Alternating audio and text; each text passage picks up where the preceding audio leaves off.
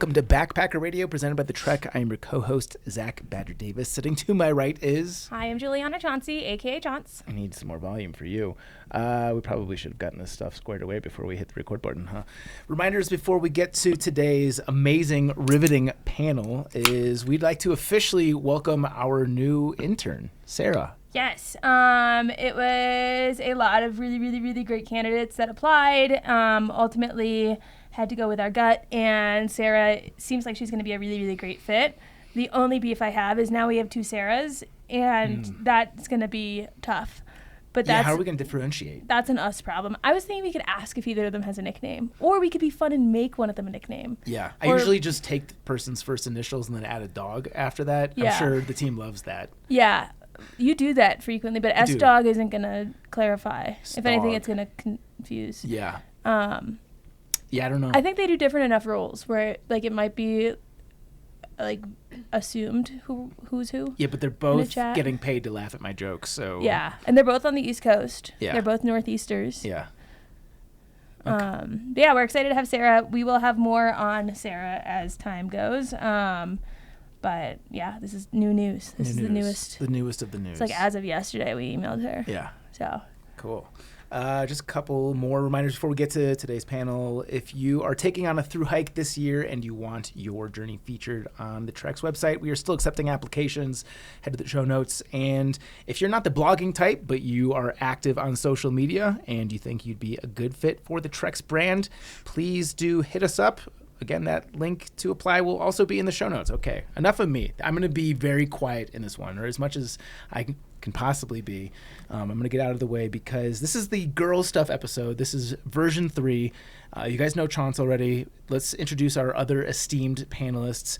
The note that I have here from Rachael goes, short guest bio goes here along with any links to their websites and articles about them, social media, anything helpful. So thank you so much for joining us here on the podcast. So you guys have both been on the podcast previously. Rachael, let me look up your episode. I'm letting her know you're roasting her. Yeah. Rachel's getting roasted. It's funny because she's such a perfectionist that she will beat herself up. Yeah, she's going to hate this. Yeah. Which is more fun for us. Rachel's episode, which was very popular, is number 113 all the way back from 2021. We learned this was pre-child of any kind, so this was old news. Very excited to have you back, fellow Golden Knight. Hiked on the PCT with myself and Sir Jabba and has done. I'll just let you give the introduction. You're doing great. Give us the full trail rundown. I know there's a lot of them. Yeah. And if you could pull the mic a little bit closer to you. There you go. So 2016, I did the Appalachian Trail. 2017, I did the Pacific Crest Trail. 2018, I did the Continental Divide Trail. 2019, I went to England, did a little hiking over there, came back, did some more Washington PCT stuff for fun. Then I finally did the CT. I completed all of it collectively, I think now twice. In 2021, I did a small amount of bike packing. Pittsburgh to DC. Yeah, mostly. That's it, more or less. I'm sure there's more stuff in there. Just a triple crown, no big deal. Yeah. But if you want more from Rachael, aka Rabbit, again, that's episode 113. And that was a very popular episode. We talk about yoga. We threw you into the fire with all the yoga talk. Yeah. I promise to catch you even more off guard with this episode. So that's how we do here at Backpacker Radio. And more recently is Marie from the Valentine's Day episode. I can butcher my way through an intro for you, but I'll go ahead and let you take those reins. Sure. Hi. It's good to be back. Yeah, Thanks for having me back. I guess I don't even know where to start, but wow, I'm so impressed by your resume. It's like a dream come true right there. I grew up in the woods. I loved running. I loved hiking. I didn't start actually through hiking until 2022. My husband and I did the PCT, and then I guess I've just been doing like random ass hikes since then, but we're definitely this is very new, but we are going to do the AZT in the winter. In the winter? December, January. Wow. Is that a thing that's done? Probably not, but we're going to do it. Okay. Awesome. Okay. We're going to research and figure it out. Yeah, so, nice. Because I'm itching to do a trail. And that way the husky can do it too? The husky can do it too. Ah. Certain parts that Loba cannot do because of national parks. Yeah. But the rest of it she should be able to do, and a lot of trail angel support for dogs, which is really nice and lovely. But a lot of people have been trolling us about it and are like, do you realize you're going to be going through like 2 feet of snow? And we're just laughing. We're like, oh, that's cute. We do like 8 feet of snow. But anyway, so I don't know how to do a bio. No, that was great. I think that was it. Was that okay? Yeah, that was really good. Really, the PCT is just my pride and joy. Yeah. I'm picturing like the desert version of the Iditarod with you guys and your pup out, your husky out on the trail. It's gonna happen. Yeah, yes. Good. No, I'm all about it. Yeah, so follow, because it will happen. Once we get our mind made up and our sight set, nothing will stop it. I love that. We will. Yeah, we're talking going Sobo, starting in the like that area because of the fact that the snow hasn't yet piled up, and just trying to figure out what kind of gear would we take up there in the high mountains. I mean, we'll see. I mean, we do 4 season snowshoeing all the time, so not too scary, but it'll be fun. Yeah, that'll be an exciting recap to get when you're back. 100%. I'm excited. Yes.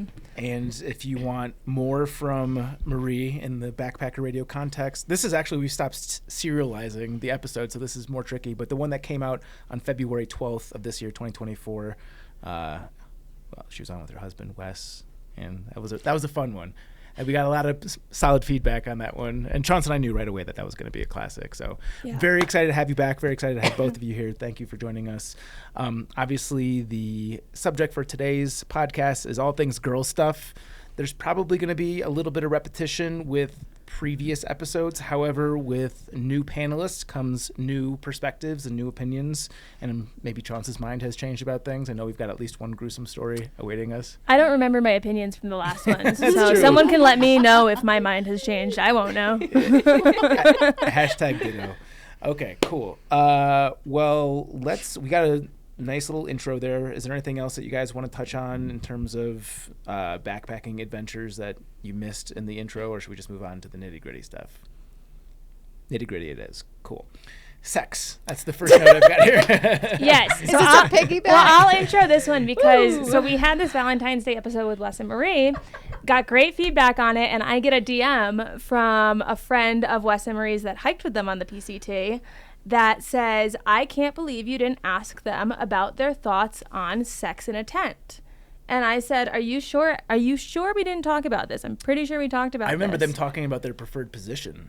Well, apparently you guys have strong opinions on sex in a tent that your buddy that we mentioned before the episode thinks that you should have shared. Do you know what he was talking about? Do you know what your opinion is? Yeah. I mean, when we knew them, it was in SoCal, so it was pretty close to the beginning. And maybe it was like we were trying to figure out how to have sex in a tent with people around, so that could have been it. Maybe.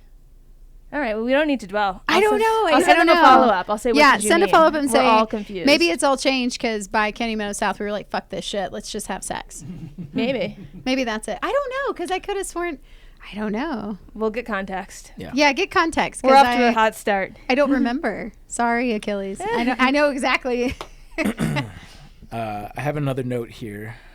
Should I just go? This is your note, so I don't want to steal your thunder, but it seems like you're busy. No, I was following up with the person. This has nothing to do with girl stuff, so we could leave that out. This one? Yep. Okay. Okay. I'll show you.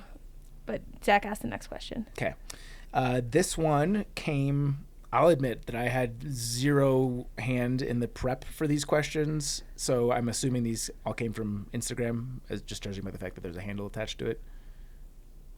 Yeah. Okay. Did you have any? I don't make the show notes. Okay. I promise we're a part of this podcast. This one is from @EmmaPerky. Should I bring my travel size vibrator?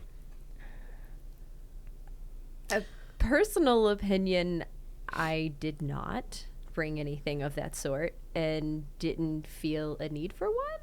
It just, no.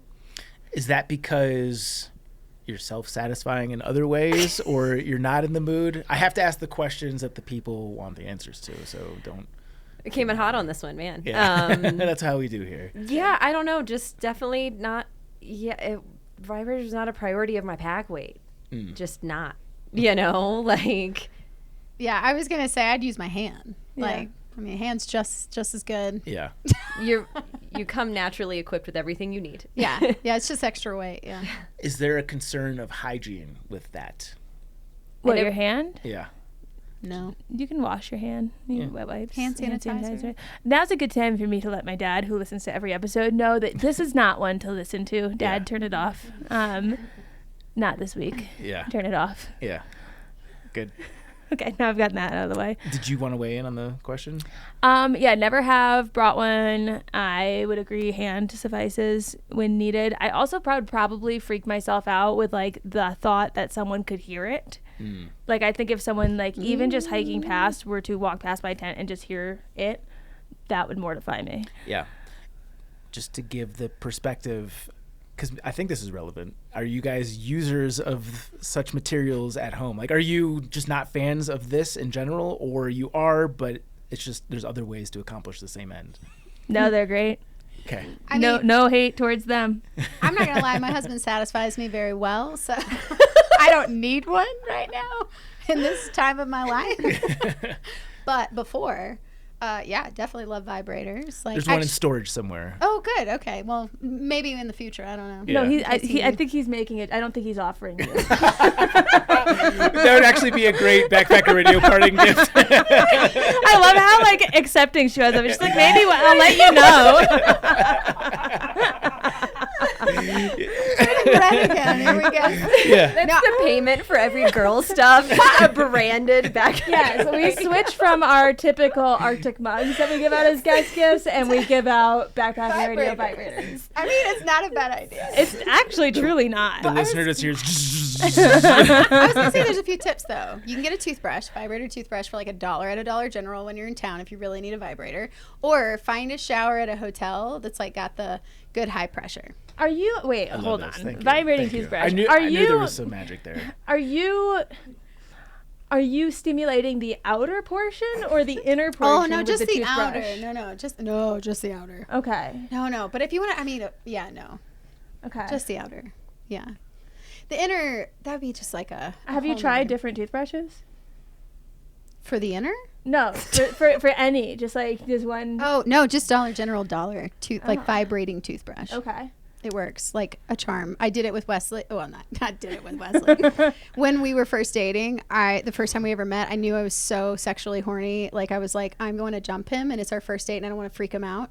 So I went and I was driving to meet him, and I went and bought a toothbrush at Dollar General, and I tried to get myself off while I was driving, just so that I didn't jump him.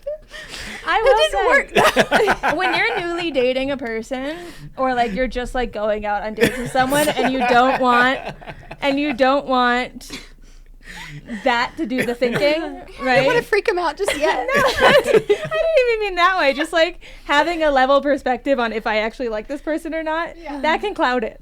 So there is an advantage to satisfying that before going into a initial meeting. There you go. True confessions. Mm-hmm. That was amazing. So there you go. I mean, in town. Yeah. I don't know. You've solved all of it. We gotta find an ultralight toothbrush that's one of those like half sizes that they like the travel ones that maybe that's Why don't our we just next create invention. it? Done. Patented. Patent pending. There's our segment. So toothbrush vibrator. Yeah, but it's gonna be one of the small ones, like the Yeah. travel size toothbrushes, so it's light. Yeah. Good. Should it be brown so it can go inside?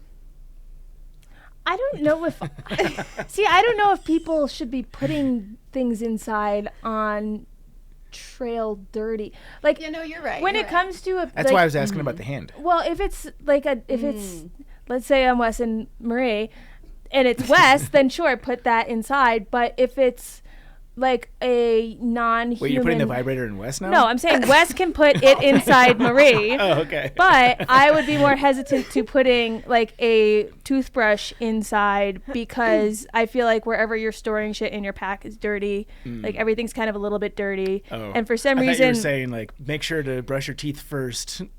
Well, yeah. You're not going to want to brush your teeth second. that's going to... Sometimes you can't wait the extra minute. Sometimes you just gotta go. Yeah, that's true. We're on the first question Okay. right now. Yeah. Okay. Here's my other take for about. for those who are not watching on YouTube, Marie is a certain shade of purple right now.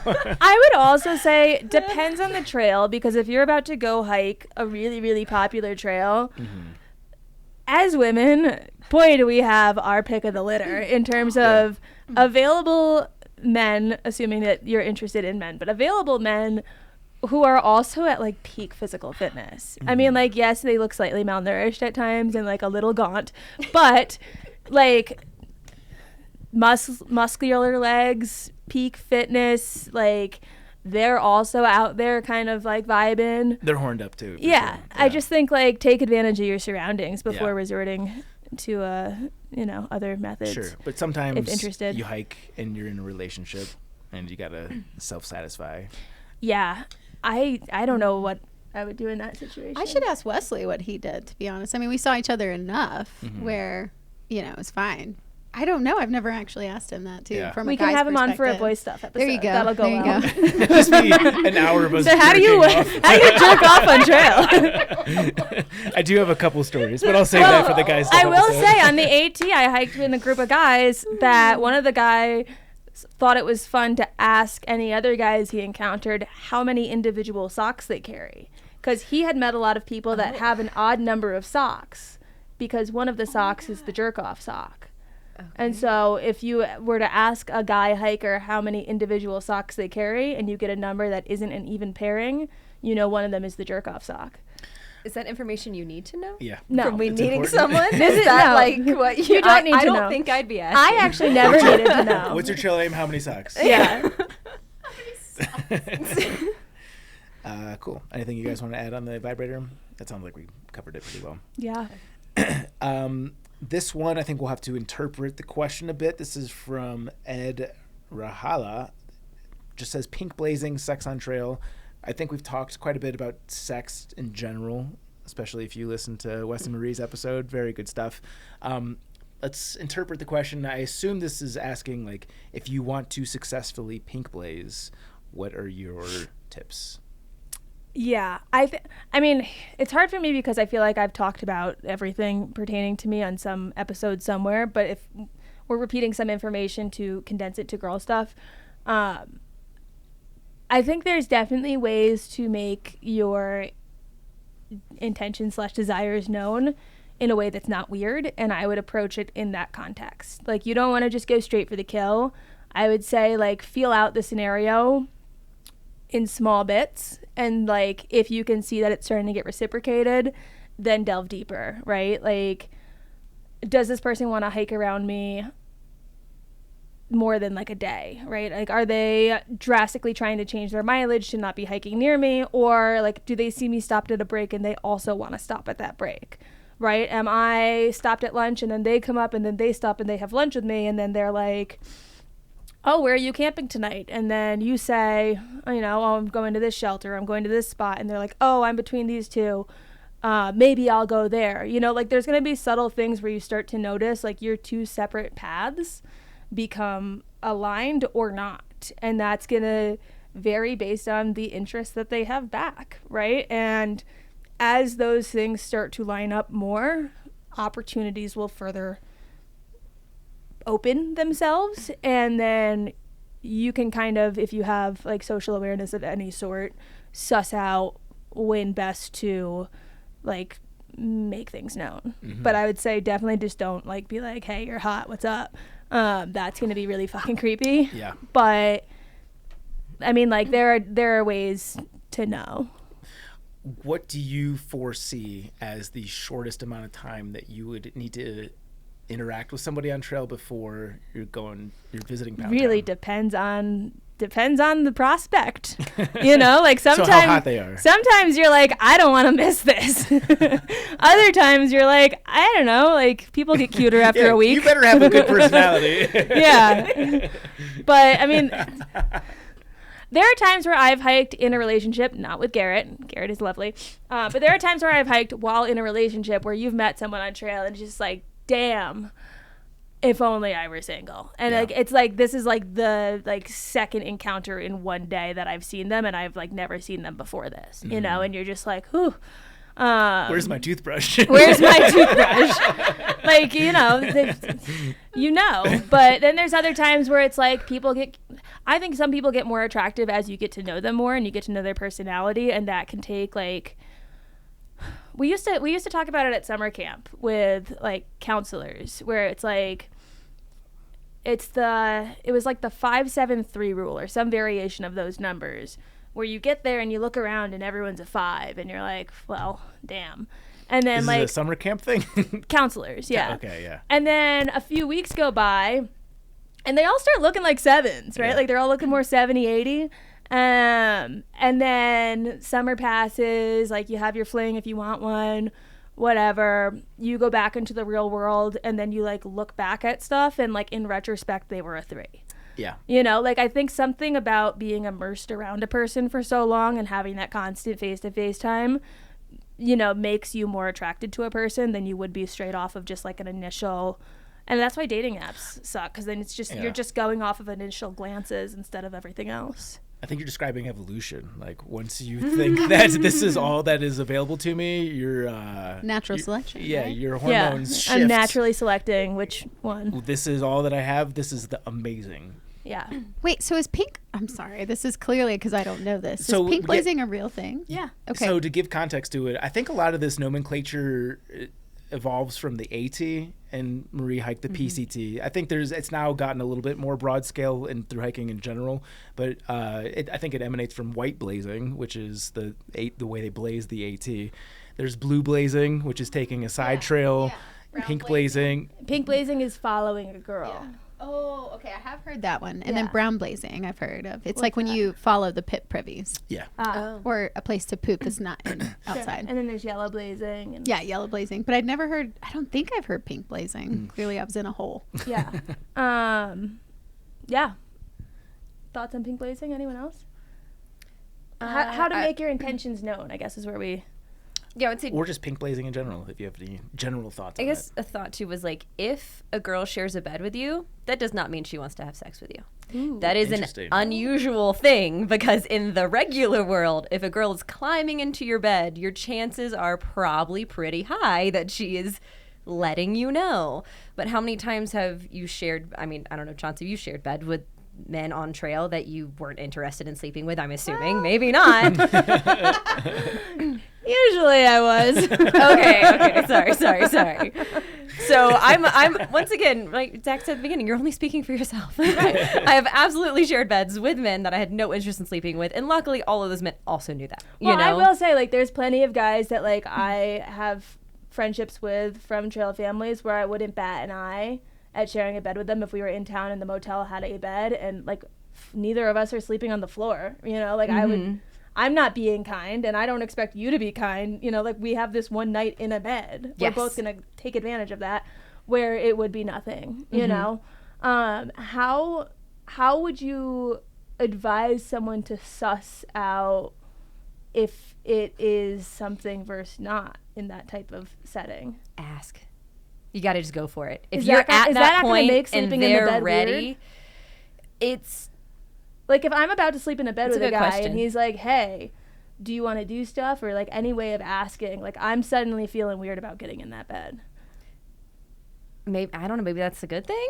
Because if he's, like, ready in the moment to get into bed with you, I don't know. Like, I don't know. It's so hard. I just think, like, in that scenario, if you're not 100% sure and she's not making the first move, asking is a safer bet than making the move and getting rejected, because then that whole bed is real awkward after that. But if she makes the move, I mean, there's nothing. If you're a girl and you're on trail and you think a guy is pink blazing you and you're into it, then just go for it. You know, like, there's that too. Like, guys don't always have to make the first move. I will say there is, like, I think it's a lot, safer is not the right word, but it's a lot, insert word that fits here, better maybe for, like, even if you're a girl who likes to be pursued in the real world, I think it is better for you to maybe, like, toss the chivalry aside for a bit and, like, be a little more clear about what you want / don't want, even if it's not as fun as like having the guy approach you.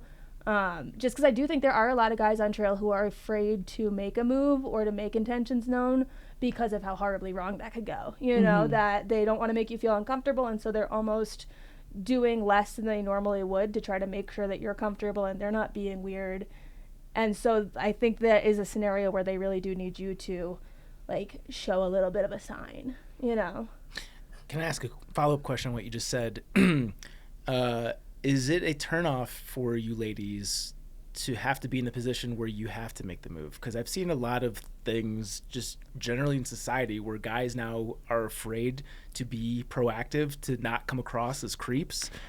And to be, but from the flip side, I also see the perspective from women where they want to be courted and they want to be made advances, obviously with the context of them being interested in the situation. So sometimes it creates an impasse where like both parties are kind of in a stalemate because they don't want to come across as the villain to the other person. I'm very much a court me in the real world person. Like if I don't feel pursued, I'm just like losing interest myself because it's like, I don't know, I want to feel pursued.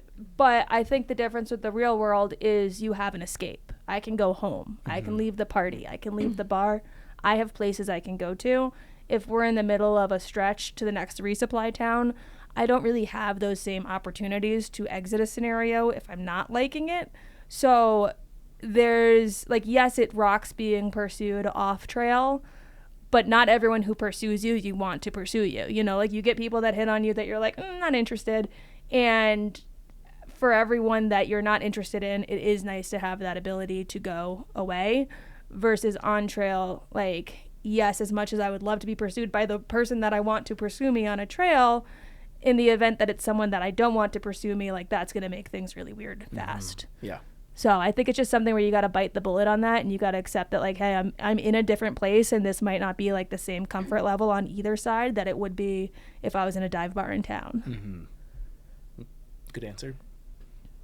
Marie, do you have any thoughts on that? I could see the wheels turning. I know it's hard for me because of being married, it is different. But we did have guys on trail, and we would see tromances happen, or pink blazing, we saw it, and people would come to us and ask for advice and questions. And I remember some people they wanted to try to make it work after trail, and then something would happen, and then somebody would sabotage or whatnot. Like people would get legit like invested in relationship, and then there would be other guys who didn't want to do that. They just wanted to do one night stands, so they would only like hook up with a girl maybe at like trail days or something. And I don't know, it's just I think that I'm trying to put myself back in a space when I was single.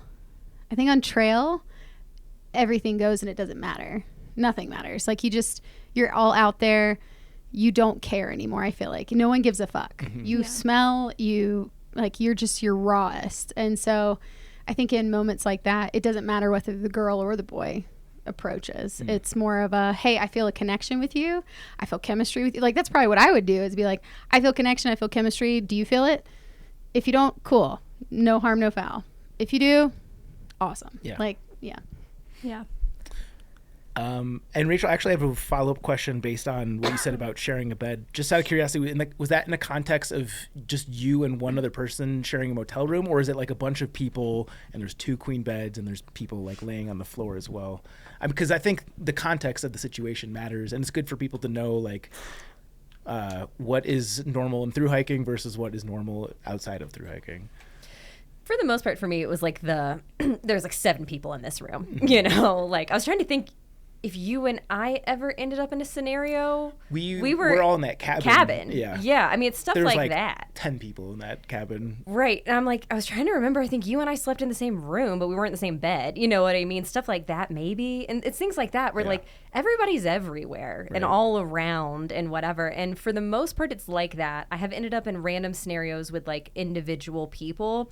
And usually that was after I'm not meeting you that day on trail and then sharing the single full bed with you, like that's no. But like I have trail family, like we all have trail family, that these people are like your actual family. And so I didn't like bat an eye crawling into bed with one of these guys. And usually I would choose a bed, and then just some person would wind up next to me and our trail family of 4 or 5, Well, and if there was a girl, we would always pair up. Like if there's a girl in the trail family, me and her are in a bed together. The guys knew better than to even approach that bed. That was mine and the other girl's bed always. But sometimes that other girl isn't around. They're not in the same pace or whatever, and you end up with people, like I said, that are like family to you, and they're there. I remember one of my friends Cruz and I were like, we ended up with like a bed picnic one day. Like we were sitting there and we had like all of our food. We're just like, you're not doing anything remotely sexy or romantic. We're stuffing our faces and watching like TV on the what, you know what I mean? Like there's just nothing happening there. Yeah. And then you just go to sleep and that's it. Yeah. Well, so you said a few things that I think are very telling there, which to touch on first. I think you mentioned a lot of subtleties in what you just said. First off, if you're in like a shared like cabin type situation with like 10 people, probably not the place to make a move because you're with 10 people, right? Like that's pretty weird. If you are in a scenario where you're in town and like the motel's a little expensive and you see people at the gas station, you're like, do you guys want to go in on a room? You don't know each other, right? Probably a little weird to make a move or like make any type of feelings known in that setting because you don't know each other. You're strangers. If you are in a scenario where you get to town and you guys want to split a bed and you've been hiking together for 4 months and it's been platonic up to that point, probably also not a good time to make your feelings known, because if something hasn't happened in those 4 months, this like convenience of sharing a bed isn't going to change that, right? Like I think there's a lot of things that go around that would help you gauge that prior to being in that scenario. Like when I was in Idlewild on the PCT, that was where I first hooked up with the guy I was hooking up on that trail. And we stayed at an Airbnb. There were 5 of us total. And the girl and one of the guys had already hooked up. So we knew they were taking a bed. Then there was the private bedroom, and there was like a couch bed. And so me, guy that like we are both interested in each other, have not made that known yet, and other guy, right? And those 2 guys are friends. So you would assume that those 2 guys would take the big bed and I would take the sofa bed.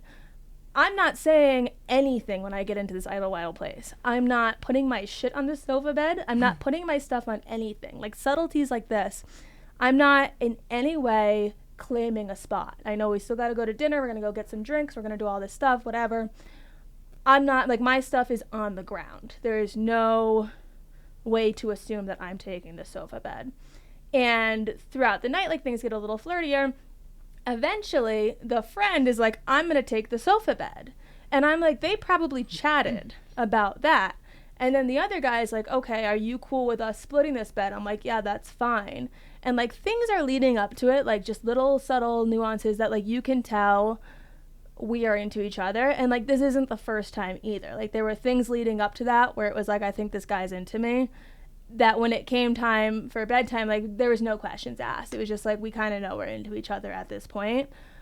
But like if someone walks in and they're like, all right, this is my spot, like they're not paying attention to you. They don't care where you go. That says something. As much as it doesn't say, it says something. Versus if they're kind of like ditzing around, like, I don't know where to put my stuff yet. Like, I don't want to, I don't know. You know, like, well, why?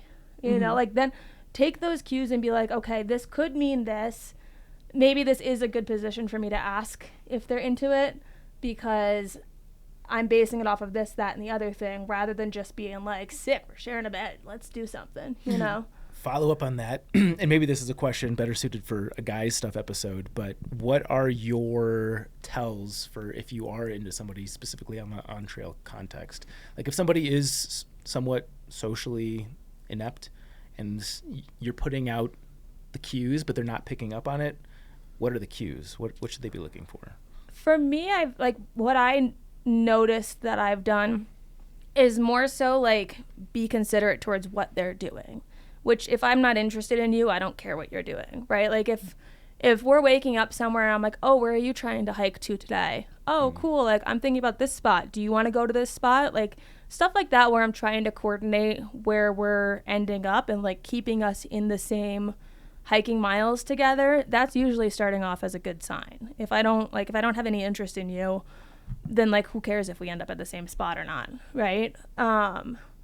Leading up to Idlewild, there was a time where we were at Mike's place where everyone crammed into my tent to hang out at night. And one by one, they left to go to sleep, and it was me and this person left. And, like, that's a sign to me that they're into me because they're not leaving when their buddies are leaving. The sign that I'm asking the opposite, though. What should a guy be looking for? Next sentence. The sign that I'm into them is that when the buddies are leaving, I'm not sitting in a tent with you and being like, well, I'm going to go to sleep too, right? Like, if I'm not into you and you're just in my tent with me, I'm going to sleep, right? Get out. But me sitting there with you and chatting with you for another 30 minutes when I've got to wake up early to hike, that says something. And kudos to the guy on that trail because did not try anything in the tent that night. Like, still waited until we got to Idlewild from Mike's place to suss it out and make sure, like, okay, is this what I think it is? But by the time we got to Idlewild, there were so many little things like that where the writing's kind of on the walls, right? Like, we hike at two completely different paces. If you weren't interested in me, there's no way you would still be where I am on trail, right? Like, your buddy just left the lunch break and I just showed up and you're staying and opening another snack. Why are you doing that, right? Like, so I would say things like that where you're making an effort to be around the person more in ways that aren't necessarily the most convenient for you, but also aren't creepy for the other person. Continuations of that on both ends start to tell things. Anything that you guys want to add to that one? I'm just thinking about this, that because a lot of married people do trails and they don't do them with their spouses, but I know that when Wesley was doing the Colorado Trail, this would happen a lot, that I would be like, babe, they're hitting on you. Like, this is because they can't see that he's married at all. Like, he has gloves on, and females would totally hike with him and start asking him questions, and he would be like, I don't understand. No one will talk to me. I'm like, well, who are you talking to? He's like, I don't know. It's these females, like, probably in their 20s or 30s. And you're talking to who? I'm like, yeah. I'm like, wait a minute, what? And he's like, well, then I'll tell them I'm married or my wife. And then they stop talking to me. And I'm like, oh my gosh, you're so naive. Yeah. Like, do you understand? It's because you're not a potential. Like, now they can do nothing with you. Yeah. So it was just, he would tell me these stories, and specifically one girl, like, she hiked with him for a while, and then I was like, well, did you ever, he's like, I don't understand what happened. Like, I told her I was going to be camping here tonight, and she totally ghosted me all of a sudden, and, like, said she wanted to stop and, like, take a snack break or something. No longer and I was interested. like, babe, did you tell her all of a sudden that you had a wife when you were talking? And he was like, actually, yeah, I think I did. I said something like, yeah, my wife, Marie. And I was like, yeah, so there you go. Like, see, so she doesn't even have to gauge interest in this scenario. She just changes her hiking schedule or agenda so that it's no longer a match. Sure. And, like, I would say same thing about, like, going back into small subtleties. Let's talk the AT. Where are you guys setting up your sleeping bags when you're going into a shelter? oh no, I'm so sorry. It's my birth control. This happened last time. Speaking of sex, again, it's happening again. I love this. But yeah, where are they setting up their sleeping arrangement stuff? If I get to a shelter and I'm into someone and they're not there yet, maybe my stuff is still in my backpack and I'm cooking dinner and I haven't laid it all out yet because I don't know where they're going, right? Maybe if someone's into me and I've got my stuff laid out and there's, either another wall side spot on the other side of the shelter versus a spot next to me, if they're going to take the spot next to me versus only having one sleeping neighbor and getting to go next to a wall, maybe they're suggesting something there, right? But that's also one of those settings where maybe one time I'm putting my sleeping pad and my sleeping bag down next to where you're laying down. the next night I'm for sure not doing that again. Like in my mind, I'm like, that's too aggressive, because then I'm constantly putting myself next to you. So maybe the next night I'm putting my stuff down first and then seeing where you're putting your stuff. And that's telling me if it's like, okay, they're doing the same back. Which is the better trail to bang on, the AT or the PCT?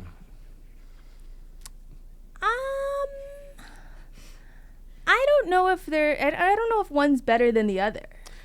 I'm asking because obviously you're describing a shelter setup. Obviously the trails have their own unique characteristics in terms of the sleeping arrangements. Does one lend itself better to No, because the hibbity-dibbity? Because you can't really hibbity-dibbity in a shelter. There's other people around.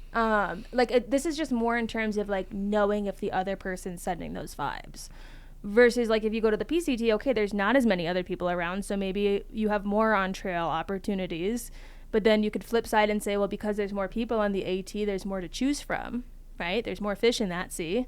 But then you could also say, well, since the PCT isn't a lot of people's first hikes, you get a lot more people that are like already in that like trail look good aesthetic, you know? So I would say there's pros and cons to each, but I wouldn't say that one is like a more bangable trail experience.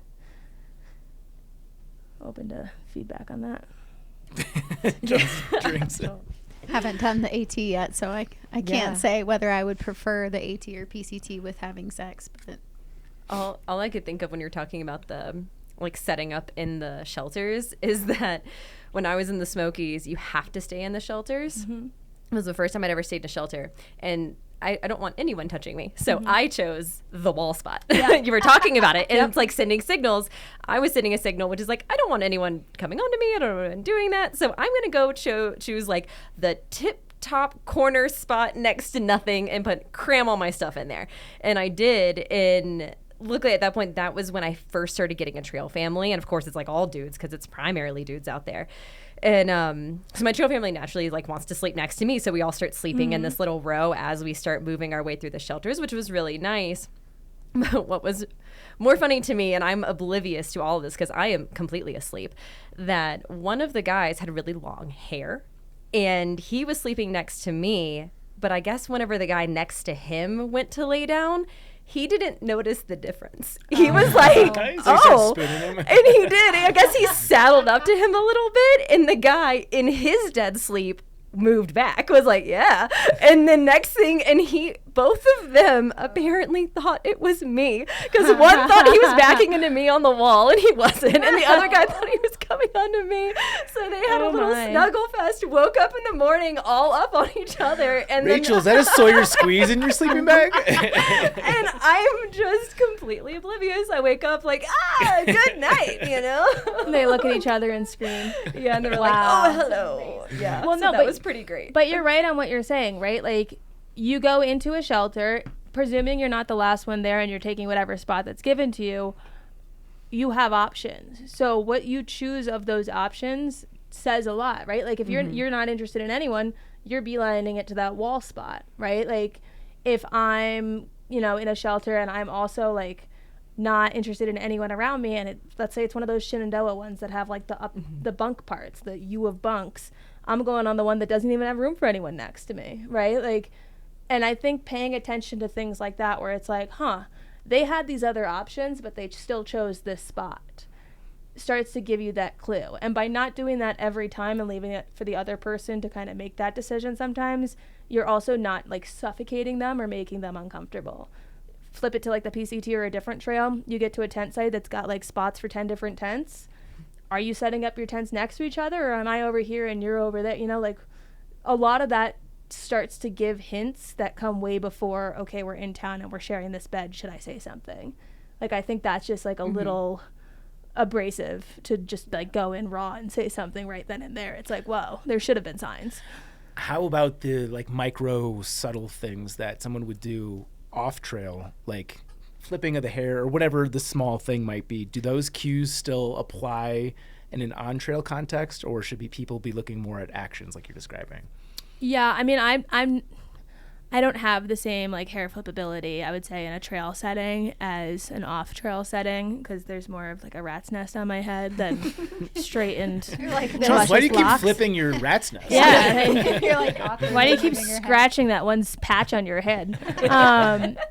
No, I mean, if you're in town, like if I'm in town, maybe I'll see, and this could be with anyone I'm interested in or not, who wants to go get, like, you guys want to go grab some food, right? Like, or maybe I'm saying to you, like, hey, do you want to go grab some food? And there's other people I could have asked, but I chose to ask you. Or maybe I'm like, hey, do you want to go to the gas station and like get a 6-pack and split it? I'm choosing to split that with you versus someone else. You know, like I'm No, doing not you, things- Steve. Exactly. Stay away. But you're doing things that show I'm paying attention to you. You know, and they're in ways that are harmless enough that if you need to autocorrect and you say, okay, they said no to that and they said no to that, now I'm going to pull back. And you never get to that awkward spot, because it never should have gotten to that awkward spot, because if you're reading the room, like there's nothing, like the subtleties are being turned down. Yeah. But yeah. Cool. Well, I think we've beaten that horse to death. The sex horse. I The feel sex like horse. birth Oh, control. That was goodness. just. I mean, it just had to happen in the middle of that. Oh, that's you're- perfect. you're I just love, because it happened on the Valentine's Day too. I know it. Which isn't to shame you, but No. It was perfect. I Yeah. started laughing when I was listening to the last episode. this is going to be every time you're on. We're going to have to hear that. So on the subject, let's talk about managing periods on trail. What is your guys, ladies, go-to strategy? Do you use a combination of things? I'm sure inquiring minds would like to know. I'm sure Chaunce has shared this I'll go in last. previous girl stuff, but you know, it's been a long time. Yeah, I've got a I don't fun remember what you story. said. I'll share my story, but I'll let you guys go first. Yeah, I'll go first. On the AT, I used tampons, and they were such a pain. I hated packing them out. It just got on my nerves. I just felt so much like messier. So I was too scared to switch to a cup mid-trail, because there's like a learning curve, and I knew that. So as soon as I got off trail, I started practicing with the Diva cup, and then by the time I got to the PCT, I was like, this is just my method. This is just what I use now. So PCT and CDT was the Diva cup, and I liked it so much better. And I didn't use any hormonal birth control. So my periods were random on the AT, because you're exercising so hard and your body's changing completely. And then by the time I got to the CDT, I guess 3 years in a row, my body was like, we got this. Let's just have them all the time. And I was like, great. I love being so regular. You know, I mean, like, at least I knew when they were coming. And I have an app that would like track, so I could actually, because what time has no meaning. Like, if you ask me what day of the week it is, I have no clue. What day is my period coming? No idea. So definitely used an app, and don't use the ones that like track who you are. Like, Google it a little bit. And use ones that don't do that. Do you have a recommendation of one? I I'm use just Drip. curious. What is it? Drip. Drip. Mm-hmm. That's It's such local on your phone. It doesn't go to a server. is that not like a disgusting name for an app to track your period? Splash. Yeah, they just call it blood. yeah, literally, that's what I'm saying. Just like an app Splat. called Blood. Wow. Don't love that name, but hey, if it does what an app needs to do. Yeah. It gives a good. Mm-hmm. I see it. Yeah. And Yeah. it's a little red drop. Can I ask Oh man. Can I ask a follow-up question based on what you said? Do you like having periods more infrequently on trail from the standpoint of like it's just less to manage? That was there was niceness to that. I didn't have many like pregnancy concerns, so that I imagine if you were a Marie and you were missing periods, that might be a little more concerning. If you're not looking for that. I don't know. What's funny, everyone did think I was pregnant on the CDT, which I absolutely was not, because I kept throwing up. I was having smoke inhalation poisoning from all of the fires. I was like ridiculously sick from inhaling tons of smoke, and somehow my entire trail family decided I was pregnant. Did they just like intervention you? They had apparently, thanks friends, had discussed it without me. Oh, good. And then She's pregnant. yeah, they were like, she's definitely pregnant. And I was like, okay, Miss like gossiping Nancy's over here. They're all men. Like they're all like decided I'm pregnant at some point. I am absolutely not pregnant. And I don't remember how I found out I don't remember my discovery of that they were talking about me and all thought I was pregnant. I think maybe at some point, because I try to take a 0 day on my period. My periods are awful. They're super heavy, super painful. I am miserable. I get period migraines too, to where like I can't see. Just the worst of the worst. So whenever I feel it coming, when that day on the app is like, hey, this is going to suck, I start looking for a town, and I intentionally take a 0 so I can be miserable in town and like take a shower and feel a little better about myself. That sucks. 0s are supposed to be awesome. They're the holiday of through hiking, and that you're just in pain the entire time is a bummer. Hiking with period cramps is like, people think they know hard hiking. Yeah. When you can't peel, like, and I'm talking like, peel your body out of fetal position because it hurts to like it for me it hurts to sit straight, like this, going from this to going to this, something there is just like stabby knives the whole time. So to normally be in that setting, like off trail, where it's like I can't, like I've got to call into work because I cannot physically extend my body to sit straight, to then have to hike a 20-mile day. Like at some point you like don't feel it as much because everything's numb, but like God, it fucking sucks. Yeah. Oh yeah, just for sure. So I just a forewarning, I was sexually abused when I was a kid, so I definitely have worked through it in therapy, so the fact that I'm able to say it to anyone is a big deal. But I don't like foreign objects up my vagina, like a plastic thing. And I had tried tampons when I was a kid and just had massive triggers, and so I only use pads, and that's like all I can do. I want to try the Diva Cup, but it's this whole thing of like not being able to get past a plastic thing inside of my vagina that it's still stuck up there and I can't get it out. So I do pads, and it sucks because I have to pack them in, I have to pack them out. So it gets heavier, of course, as you bleed. And for me, I think periods, what was actually really hard for me was my hormones changing so much. And so I would lose massive sugar and salt. Like it's like it would zap out of my body right before I'd start.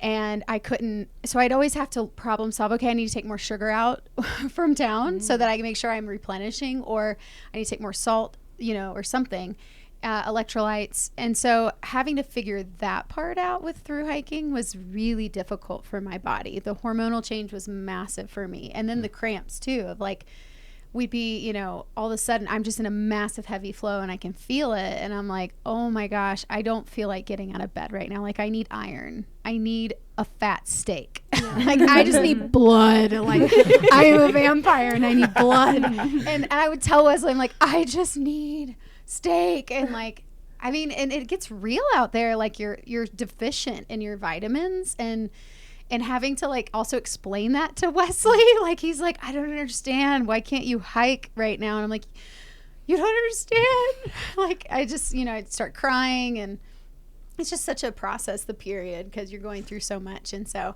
whenever I get into town, oh man, just a fatty rare steak was like number one on my list. But the packing out of periods sucked for sure. And also having to be outside in the dirt. And I'm like hoping I find a tree because you're squatting down, you're completely butt naked, and you're hoping someone doesn't come across you as you're changing out your stuff. And you're like, all right, gotta just change it out, let's go. And it's just such a vulnerable feeling, I think, to be on your period out in the wild. It's also very embracing of nature, I think, too. Like I felt very one with nature, the moon, just like the time periods, because my body was aligning with nature. So there was also this really cool deep feeling of alignment, but also this feeling of like, this is very vulnerable. Have you tried supplementing with iron on trail? Yeah, I started to after I started to realize this sucks. I Was it can't helpful? walk.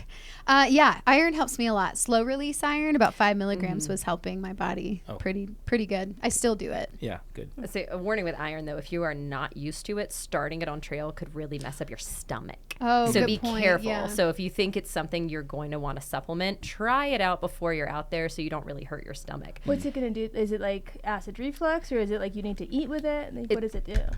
It can slow your bowel movements down and also turn them black. Oh. It makes them really dark colored because it's iron. Iron is iron. And it's just something that to be aware of. And some people are totally fine. It doesn't bother them at all. But like she said, there's a slow release kind. Different versions of iron are much easier on your stomach. There's some that are even called like gentle iron or whatever. Like those are the ones to buy if you think you have like a sensitive stomach for this type of stuff. Interesting. I guess that's a good way to like prep for trail, is to start doing stuff like that if it's something you want to try out there. Yes, it's a version of self-care for sure, like thinking of what you might need. One question I had, if it's okay, I often feel weak on my period, like physically, like my muscles suddenly, like I'm doing 25 mile days, feeling really good, camping early, and then I go on my period and at mile like 15 I'm dying. I'm like, I need a nap. I want to just so weak. I was just curious if you experienced that too. It's something I actually 100%. haven't talked to other women about. Yeah, 100%. Yeah, I think for me it's like I can tell because it's like it feels like I am exerting the most energy to just like put one foot in front of the other. And like I'll notice it when it's like there are times I stumble into camp and like I am dragging myself there because I've done a really big day. But when I'm waking up and in the first 5 miles of the day, I'm feeling that way. It's like, damn, this is going to be a freaking doozy of a day, right? Like, we are really going to have some shit to get through. And for me, I think I just baby myself more on those days. It's like, I can't do anything to change this, really. I can eat more. I can, like, do what I can with what I have. But for me, I think I just try to take care of the mental on those days where it's like not beating myself up if I'm not making the miles I usually make by the time I usually make them, not maybe going as far as I'd wanted to. Maybe there are times I'll take a nap at lunch, and like I usually don't leave time in the budget for a nap at lunch, but sometimes a nap at lunch is like make or break for like the ability to just finish out the day. But yeah, I've definitely noticed where it's like I just like I don't even want to stand up, like I'm just so freaking tired, and it's just it does like nothing else checks out as to why. Yeah, same. I mean, that's why I would pack out more sugar, or like I'd take some sort of sugar intake to be like, okay, I'm so tired right now and I feel like I just want to take a 0 on trail and I just want to sleep and replenish my body. And so I'll like try to just force myself to take sugar in, and hopefully that helps for about 30 minutes or an hour. And then, but there are times where I would literally just sit down at a tree and be like, I can't take another step right now. Like I just need to stop. I'm so tired. So yeah, that makes sense. Yeah.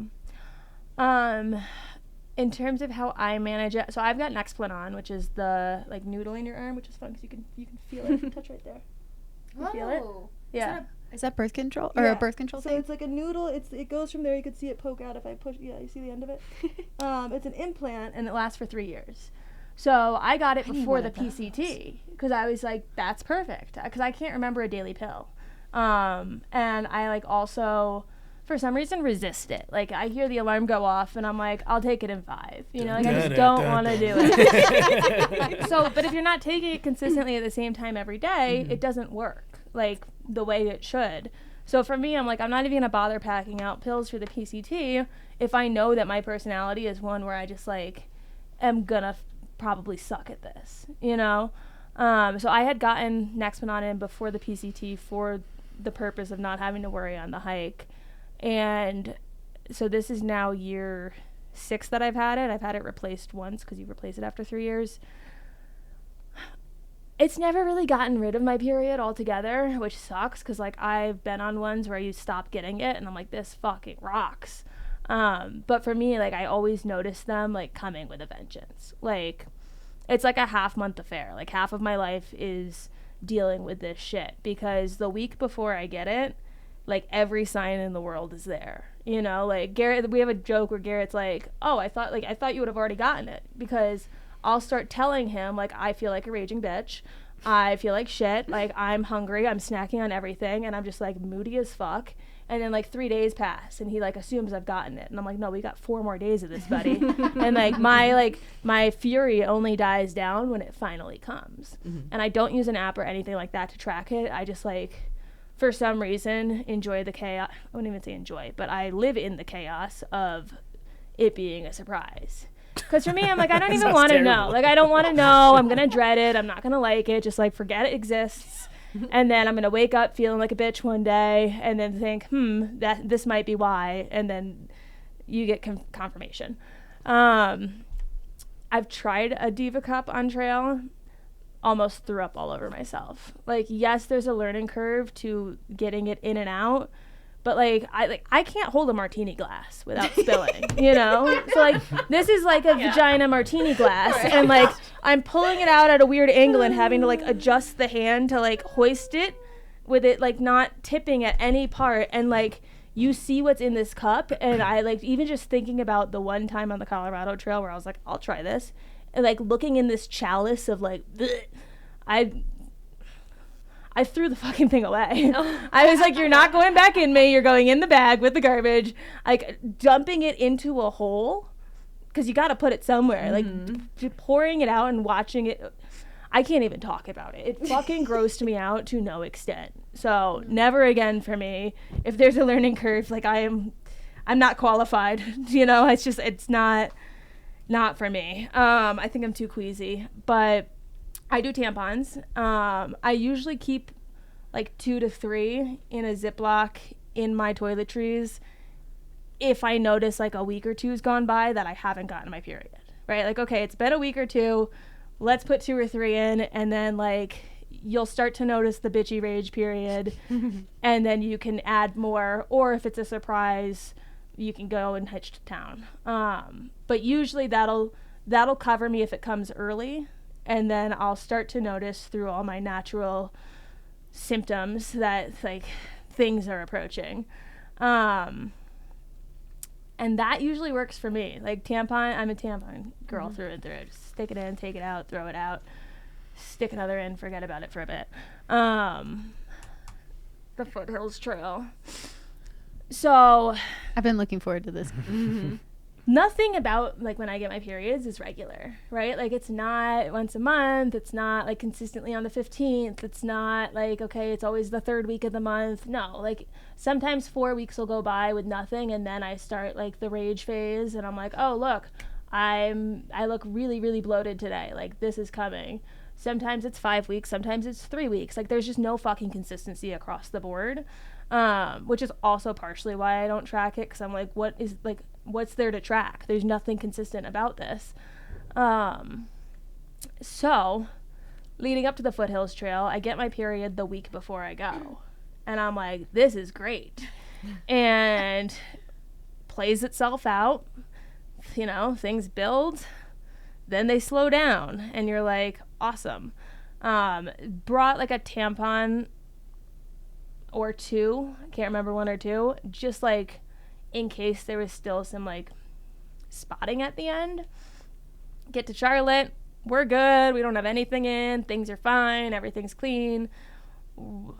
All signs point to good. It's 5 days on a trail, right? Like nothing can go wrong until day 3, where not only does it come back, but it comes back with like full vengeance. It's like it never happened, and it comes back like just as hard as like the like crux of it on the week prior. And I'm like, oh, like you can feel it when it's starting. You're like, something's happening down there. It's wet down there. Yeah, I don't think it's because I'm excited. And I'm not excited right now, so something different's happening. And you pull off, and you're like, oh, damn, that sucks. And so I put one in, and I'm like, maybe it's just, again, like a day of spotting. Fine. That's okay. It happens. So then I switch it out. It's still just like as if it was in the middle of like the start of it. Like it is at its heaviest. And I'm like, wow, that's strange. And in my mind, what I was thinking is, okay, I haven't like hiked day after day after day for a while. I've been very sedentary. And when your body like changes and you go on trail, you either just stop getting them or you start getting them. Like it usually just switches up something. So I'm like, maybe because it was so close to when it ended, this sudden change in fitness is like changing what's happening. So I use my second tampon. And now we're at the night of day 3, and things are not slowing down. And it just continued to run heavy for the remainder of the trail. So 2 more full days, and I had nothing left. So I'm like at a break. It's a good thing there weren't any bears out there. Yeah, well, yeah. But so I'm at the end of like a break on morning 4, and like I've left the tampon in maybe a little longer than I should have. But I'm at the point where I'm like, I've got to take this sucker out now. We gotta figure out what we're gonna do. Thank God it's February and no one else is on trail, so I have no one to ask. Like, hey, do you have an extra tampon? It's just me. So I'm like going through my gear in my mind, and I'm like, what can I sacrifice? And I have this -33 headband that I love because it's like, you cover your ears when you're cold at night. You can put it over your eyes, and it works as like a eye mask. It makes things dark. In the morning, you push it up, you start hiking, you're still warm. I'm like, that could be sacrificed. And in my head, because I like using it at night, I'm like, I don't want to sacrifice this yet. Let's see what else we have. And so I'm going through my shit, and I'm like, okay, I could use a sock. Now that it's morning of day 4 and I brought 3 pairs of socks, I've used 1 pair on day 1, 1 pair on day 2, 1 pair on day 3. I'm up to my reuses of my socks. Don't really want to use a dirty sock. That's not going to be the cleanest. So we cross that off as like a last resort. I've got my sleep base layer pants. Just out of curiosity, would you feel comfortable like cleaning a sock in like these aren't like we can't do it. It's just like, let's see what else we have first. Okay, sorry, I didn't know. Yeah, no, this is just like we're going through our options. So then I think about how I have this like Patagonia like Capeline like mid-weight like pant option that I sleep in, and I'm like, well, I also have my purple leggings, so I could just start wearing my purple leggings like to sleep, and like I could sacrifice those. I just bought them to replace a pair that had a hole in them, so I like just had the sticker shock of spending more than I thought I would for this trail. So I'm like, okay, I also don't want to sacrifice these yet, because that would be something where I'd probably have to like tear it to make it fit in a way that doesn't feel weird. And then I realized that with my pot, I had one of those like reusable Trader Joe like dishcloths. You know how they have those like absorbent dishclothy reusable, they're like $2 at the counter, and I had one because I don't like using a dirty pot. If I cook in my pot, I want to be able to wipe it clean, and I had brought it because I was thinking about how that's, you know, I don't like a dirty pot, but all my meals were backpacker pantry, so I was just boiling water and putting them in the backpacker pantry. So I hadn't touched this thing the whole trail, and it was still brand new, and I'm like, oh my God, this is it. And I'm looking at it, and it's like unfolded. It's like, it's too big. But I also had a nail file because I was like, what if I break a nail? If I break a nail, I don't want to, like, I'll bite. You can see I bite the shit out of my nails, like really bad. So I'll bring either a nail clipper or a nail file or a tweezer or something so that if I break a nail, I can take care of it before I just bite it down to the root.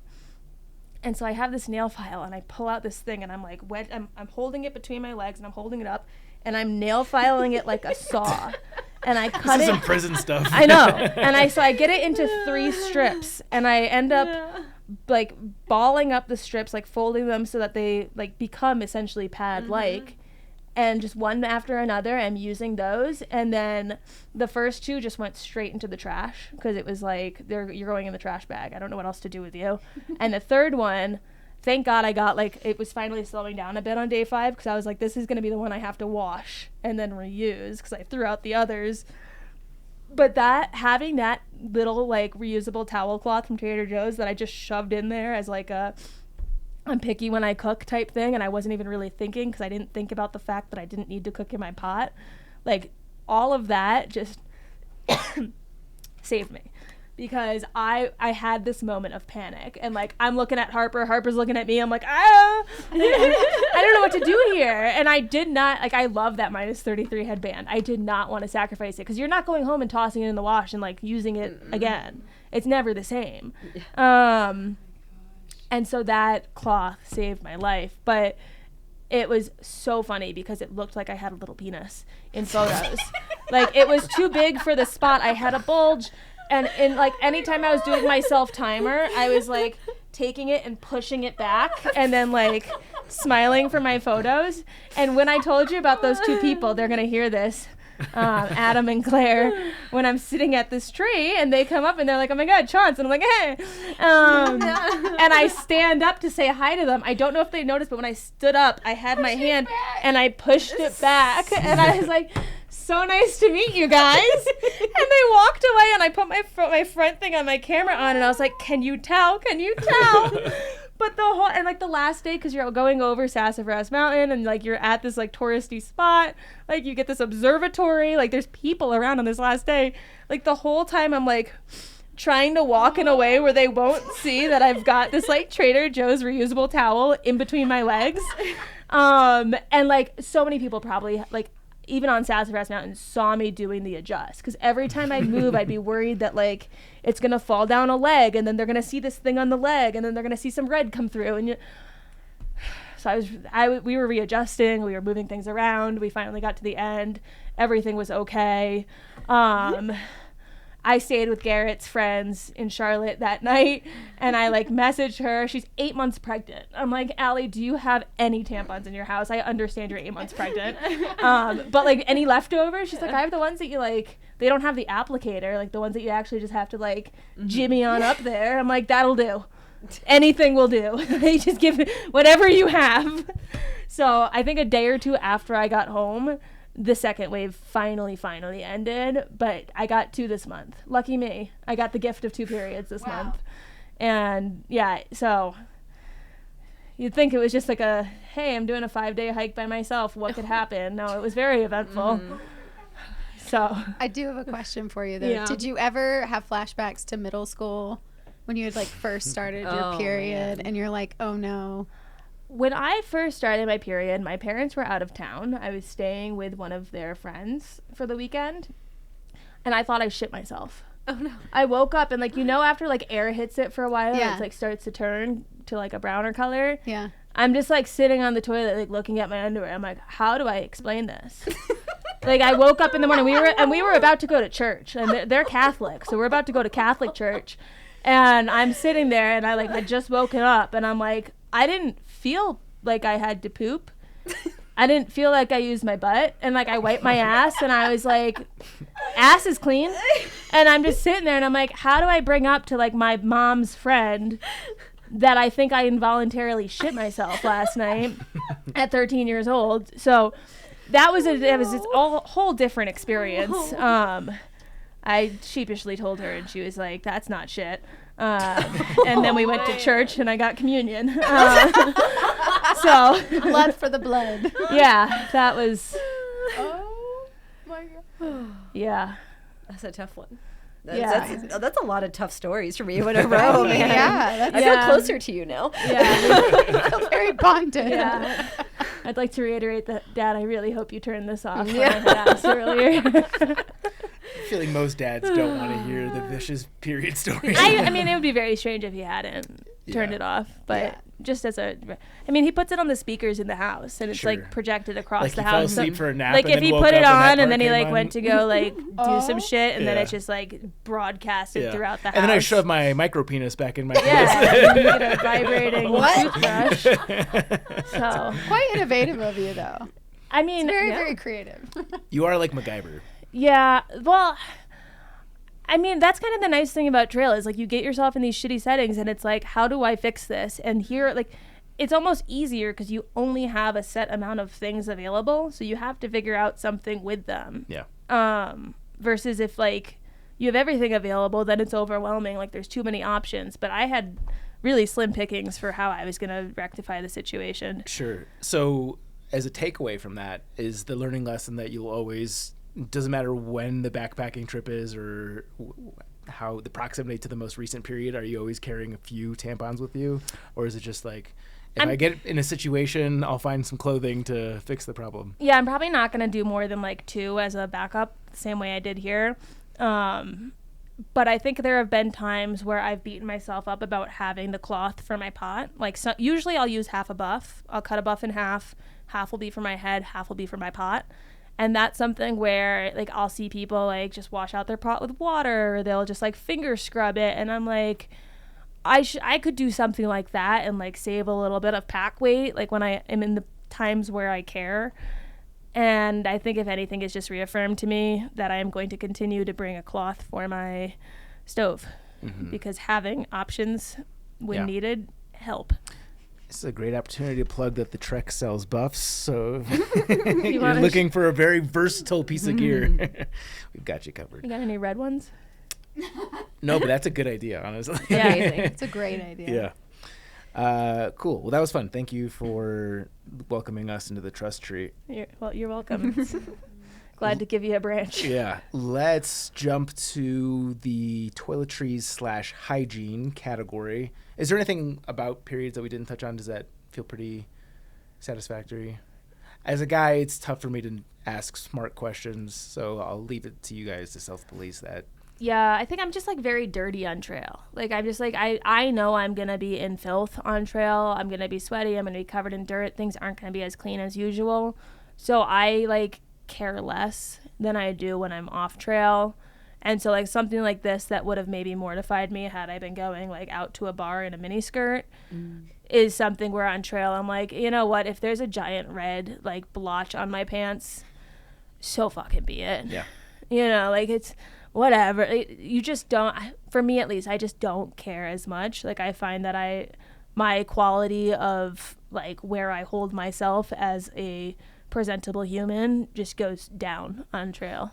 Do girls ever consider wearing like patterned leggings or shorts for that particular reason? No. I'm sure there's probably people that do. I wouldn't blanket say no to it. Like if someone has a fear of that, maybe they would take extra steps, but it wouldn't be something that would impact my decision making. Okay. I will say for cleaning though, I do take wet wipes out there. Yeah, same. And so definitely like cleaning the period, all that good stuff, because it can get quite smelly down there. Sure. Yeah, wet wipes are always in the pack. Girl's best friend. Yep. Yeah. Yeah, I actually carry two. So I carry like the antibacterial hands ones, and I clean my hands like super thoroughly at night. It's like I'm also in just normal life, I'm a hand washer, like excessive hand washer. So I think that translated for me to trail. So I would bring those, and I would like clean under my nails and like really get my hands as clean as they could possibly be every night. And then I would carry just like the regular baby wipe type things for everywhere else. Yeah. Any other part of my body, that's what's happening. Yeah. That's very clean. For me, the undernails I don't do on trail. I'm like, if it's dirt, like if it's like, you know, if I just wipe my ass, like, yeah, I'm going to clean my hands. But if it's just like from like sitting at a break and I've got dirt on my hands because I was on the ground, like that's where my brain starts to say like you're building immunity. Like I start to go into that thought process of like being around dirt's good. Like you won't get sick as often. I don't know if there's any science to that, but that's what my brain says. It's like dirt is good for you. I think that is pretty well supported. I think that's the kind of bacteria that you want to introduce, especially at a young age, like dirt and pet dander and that sort of thing. So that like, I self-validate filth with that. Yeah, good. I mean, that's how we evolved. Yeah. I would say every other part of my body is covered in filth. Yeah. Aside from just like your the palms fingernails. and the nails, and that's it. Yeah. Yeah. I've I had love people that. notice, like in hitches and stuff, they'll be like, "Are you hiking?" I'm like, "Yeah." I'm like, I mean, like dripping dirt and sweat, and they're like, "But your nails are clean." I'm like, "I'm glad you're looking that closely." Well, I think everyone has their own things, and we're gonna go really TMI here. But like for me, I'm shaven. I don't shave my legs on trail. I don't care. Like I will compare leg strands with other people to see like whose leg hairs are longer. But I can't stand walking and like feeling hair down there while walking. Okay. It just like We're talking pubes right now. Yeah, Okay. irritates the fuck out of me. So that's one thing where it's like if I get to town, I don't need to shave like the outer parts, Just the side. but like the lips are getting Okay. like cleanly shaved because I don't want to feel, and like I hate the feeling of it. And on trail, because you're walking, so it's just constantly just like once you feel it, it's like once you notice, you can't unnotice. So that's my thing. Like I think everyone has probably their one thing where it's like I can't not do this because not that I couldn't live without it, but I just like it's gonna bother me to the point of annoyance. Oh yeah. I mean, I firmly, everyone has something. Yeah. Everyone gets a little something that really bothers you on trail that as someone else is like, that does not at Yeah. all. Like, Yeah. I don't shave anything on trail. Like, no underarms, I no wish it legs, could no not bother nothing. me. Like, nope. Yeah. What about you? What's yours? Mine? Yeah. I think armpits actually might be it. I shave my armpits all the time on Okay. trail. Whenever we were at a hiker or a town resupply or whatever, I'd always just buy a cheap razor and shave the armpits. Do your armpit was- hairs grow in like dark brown? Yeah. Yeah. Yeah, sadly. Yeah, they're pretty dark. Well, not to put you back on the spot, Marie, but we got 2 of the 3 answers, and we have this specific question: how to keep the bush tame on a long distance thru hike. This is from Wesley Wacha. Is it from my husband? Or what? Is this his fake account or secret account? I don't know. Honey, This is a burner account. Is this him trying to like tell me he wants it like shaved on trail? He's like, I heard that Chaunce. Okay, there is a thing about females and having sex, and we were having sex a lot, as you guys all know now. So, but actually having hair around the vagina is much better because it helps protect, and you don't rub a lot. So I would try to keep that hairy. But I would from time to time, shave her down there. Whenever, I think I shaved her maybe twice on trail, but it also gets so sticky, it gets prickly. I don't know. The prickly part's bad. It hurts. Yeah. And so Like a 5 it just, o'clock shadow. yes. And it hurts. pokes yourself. It pokes you. And it's just like a very painful rubbing process. So, so I think I did it maybe once or twice on trail in the amount of 6 months, just because I was like, I know that this will make him happy and excited. So I will proceed. And I would normally do a nair or something that was easy to take it off. But I'm curious what You've nared your hoo-ha? not down in the vagina, Okay, no, that's just scary. the outer, the front part, but the lips, I'll just use a razor for that. Yeah. But no, it's I mean, it gets razor burn down there and stuff, so that's really the only reason I did it. Yeah. But I'm impressed that you kept her it's clean. just- How'd you it's- keep it clean? How did you just shave every time you were in town? The hair there grows slowly. It grows slowly, and for me, it's only when it gets to the bushy part where it's that's where I'll start to when you're wearing underwear and you've got it kind of bushy, it'll kind of push it in, and so Yeah. you'll feel it in the spots that hair doesn't grow, and that's where I don't like feeling it. So when it gets to that point, I'm like, I just got to take care of what's right around there. Yeah. Okay. Yeah, I was just saying this might be way TMI, but when I'm I love off trail, I wax. I go to a person So and get waxed, and that because I cannot shave that area in general because of horrible razor burn. No matter what I do, I don't know if my hair maybe just grows in 40 different directions or whatever, but waxing is just the answer. That's what I have to do. So I think that's why on trail it was so natural for me to be well, I'm not stopping at a waxer, so I'm just nothing's happening. This just isn't a priority of mine, and it doesn't bother me. I have no physical ick about it. See, so I've never gotten waxed because you have to grow it to a certain length to Right, get it you do. waxed, and I always get pissed off before that point. Mm-hmm. But while you were talking, I was thinking in my head, and I was like, wow, if I were ever to do a trail with no time constraints, no rush, no budget, go with the wind, that would be fun to plan, okay, when I get to this town, I'm going to get waxed. When I get to this town, I'm going to get waxed. I think that would, if I had to set something up in a way that was perfect for me, in, what is it, with platinum blazing? Is that what they call it when you're doing it bougie? Yeah. Yeah, if I were to platinum blaze. Platinum blazing? This is another one. Yeah, There's a it's lot of bougie I don't know hiking. this one either. Oh, platinum blazing is doing a hike, but bougie. Think about Hotel stays. Think about the retired Oh. couple that's doing the AT, Oh, and that's they're how we did it, retired I and feel they don't need to pinch pennies, so they're staying in hotels in every town. They're doing the nice restaurants. Maybe they'll go get a massage, things like that, where you're just that was me and Wesley. then you were platinum. We blazing. spent Uh-huh. way too much fucking money. Yeah, okay. There you go. And we stayed in a hotel every time. We always went to the best restaurants. Yep. Yeah. And even got a massage in Pasadena. I never highly recommend a massage during a trail. But yes. Too Really? painful. So, no, when you get back on trail, your body's like, fuck you. I was in relax mode and Oh. now you're back. I Yeah. can see that. Yeah. Anyway, but platinum blazing, okay. Yeah, so I think if I were to envision a platinum blaze hike to the fullest extent of excess it would maybe include that. I don't know. I've never gotten waxed, so maybe I would hate it. Me either. Should we go together? Do you wanna Maybe go we together? should. Ooh, let's do it. Yes. Okay. We'll set this up after. Make a date. Yeah. Should I just send you to my girl? Like, Yes. No, seriously. Yeah. Okay. I go to the same lady. I'm like, I'm not just trusting anybody. Come with us. Ooh, you want to do This that? isn't like an us and not you thing. You want to come with us? Maybe we should do this next week because my birthday's coming up, and so like it's a bound chicka wow wow time. I so. just had an everything shower yesterday, so I might not be. Oh, Yeah, I ready. just went to mine the other day. But So we're off. but It's okay. in like 2 weeks, We'll just go 3 support weeks. you. Let's go hold both your hands. Yeah. We definitely won't get I back. scream Check bloody back murder. in with me if she's right. Yeah, We'll let's take her. talk. Let's talk about this. Yeah. Okay. If she's Sweetie Pie! ¿Cómo se llama? No, Kelly Clarkson! that is absolutely gonna be me. You know, the one time I got a tattoo,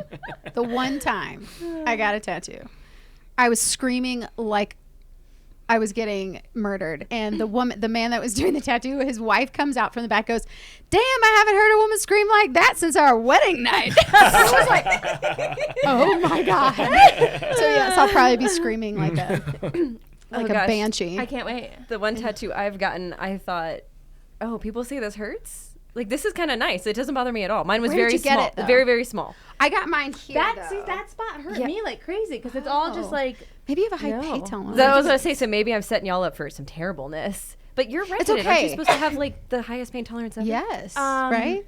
yes and no. Oh. Like for the redhead stuff, we need more like it takes more to make us not feel pain. Like if I go to the dentist, they need to double Novocaine me. Oh, Wesley talks about that. Yeah. I still feel it. And like if I always go to the same place because I'm like, if I go somewhere new, I'm gonna have to re-explain this to someone. And like, you know, you have a good dentist or like a good so-and-so when you start telling them this stuff and they're like, oh yeah, redheads. Because they know. Versus if you get someone who doesn't really have redheads often, they're like, okay. And then they go to drill and you're like, stop, it fucking hurts. And they're like, oh, you, like, they like thought you were fucking bullshitting. But we bruise like peaches. So I don't know about pain tolerance in that aspect because like I went to get a massage and the guy stopped and he was like, this after the Foothills Trail, he was like, are you feeling this in like a bad way? Because you've got a lot of bruises. And I was like, no, I don't feel any of that. Like, I'm a peach. And he's like, yeah, I get that. But yeah, we have higher tolerances to things that like block out pain. Yeah, Wesley's talked about that too because he Yeah. has to get higher like doses of painkillers too. Yeah. Well, I always worry about that if I'm ever in a situation where I have to be put under. You know, like if they need to like put me to sleep, I'm like, am I gonna be one of those people that wake up in the middle of it because I didn't have enough? Or are they going to accidentally give me too much and now I'm dead? You know, like, so I'm like, I hope I never end up in a position where I need to be put to sleep because those are both of my anxieties. I mean, that's not funny, but Yeah. just said it I was think funny. about this, like, as someone who's never broken a bone or, like, gone into surgery, like, I think about this quite often. I just say, I'm sorry for derailing us into Chaunce's deepest fears. I know, it's okay. People I love just this. sidetracked us into your nightmares. No big deal. It's okay. But It's there's- not alcohol. It's just us growing closer. Yeah. Yeah. Waxing and tattoos. Exactly. Oh. Hi, Okay. Zach. How's it going? No, this is perfect for me. I get to sit back and just enjoy. Okay, on the category of hygiene, which we've been on, Nobo Nat asks about pee funnels. Is this something that you gals have used? And if so, do you recommend them? I've seen them on the internet. Like, I always kind of see them as, like, a joke. I didn't know that, like, people use them seriously. But, like, I could see how people would. They seem like more effort than they're worth. They seem like it takes a lot of effort to do a job that you could have just done. You know, like, I don't see it being more efficient or clean. I just don't also know, like, where are you in a position where you need the funnel to get it where it needs to go that, like, a squat wouldn't suffice? So I'm a little confused on pee funnels. I know that, like, the times that I've considered having to use one, going to New York City for Times Square for the ball to drop, when they put you in the corrals, usually people will bring like a bag that they pee in, like they self-catheter when you go to Times Square for the ball to drop, because they put you in these barracks. And once you're in your barrack, if you leave to go to the bathroom, you go all the way to the back, and then they put you in a new one. So people show up at like noon for this to get a good spot, and they can't leave until after the ball drops, and you're drinking, you gotta pee. So, like, there are things that people will bring for stuff like that. which is where I think of this as. But no, I usually just squat. I've had some really fun times trying to aim. Like, this goes back to what things I would do if I had a penis. But if you like take the aimers and you go right above the pee hole, you can like kind of position it to point the hole in different places. I've never tried this before. No, not like that. Like up. Hands down. Oh, push it down? No, then like lift. put it right above it, and then you can like lift it. Okay. Yeah, you can aim it like that. Another plug for our YouTube. So, so I've tried peeing in a urinal before because Does it work? Well, peeing in a urinal, no, because I thought just being able to like lift and aim would have enough force. I peed all down my leg. But trying was fun. Like getting yourself in the position where you can even do it. Like you think you're just gonna stand there and that doesn't quite feel right. So I had one leg above it, picked up a heel on top of the urinal, was then in this like weird position, then tried to aim and just peed all down my leg. And I was like, well, now I know. So it didn't work. No, but on trail, it's like, what are you aiming for? You know, ground, like, right? Yeah. So in those settings, I don't even take my pants off most of the time. So if I'm wearing shorts, I'll just like push them to the side and like hold them to the side and go down. I can't do that because I would always get it on my shorts. No, but you like it would hold like it. Hold Like take the panty liner in the short. I put one hand behind your ass and one hand in the front like this. Here, I'll demo it for you. Okay. So you go like this. Okay. You go like this. You get one hand there, one hand here. You pull them over to the side and you hold them right here. Yeah, that's what I did. And then you're just... That's youtube.com/. Yeah, / that's what I did though. Radio. I would do that, and I think one of the parts of my clit would be in a weird direction. One of the parts of it? I mean, not the part, maybe, but yeah. but do you ever spray twice, like two different directions when you're peeing? Like it's in weird trickle like things. So sometimes part of it would go this way, and the other part would go that way. I think the amount of force you use is important because... Like when it's like the light trickle towards the end, then it's got a mind of its own. But Yeah, if you're that's really right. Yeah, going that's all true. like Yeah. guns blazing, like Yeah. if you're really pushing it out, Yeah. like it's gonna have a strong Force. I wonder if though when you're shaving too, like because when you have hair, it helps direct it. When Does you it? don't have hair, yeah. And when I would think it would like block it. no, I feel like it helps direct it. But when the hair's gone, it's like a free for all. Oh, see, I just think it Yeah. makes it easier to find.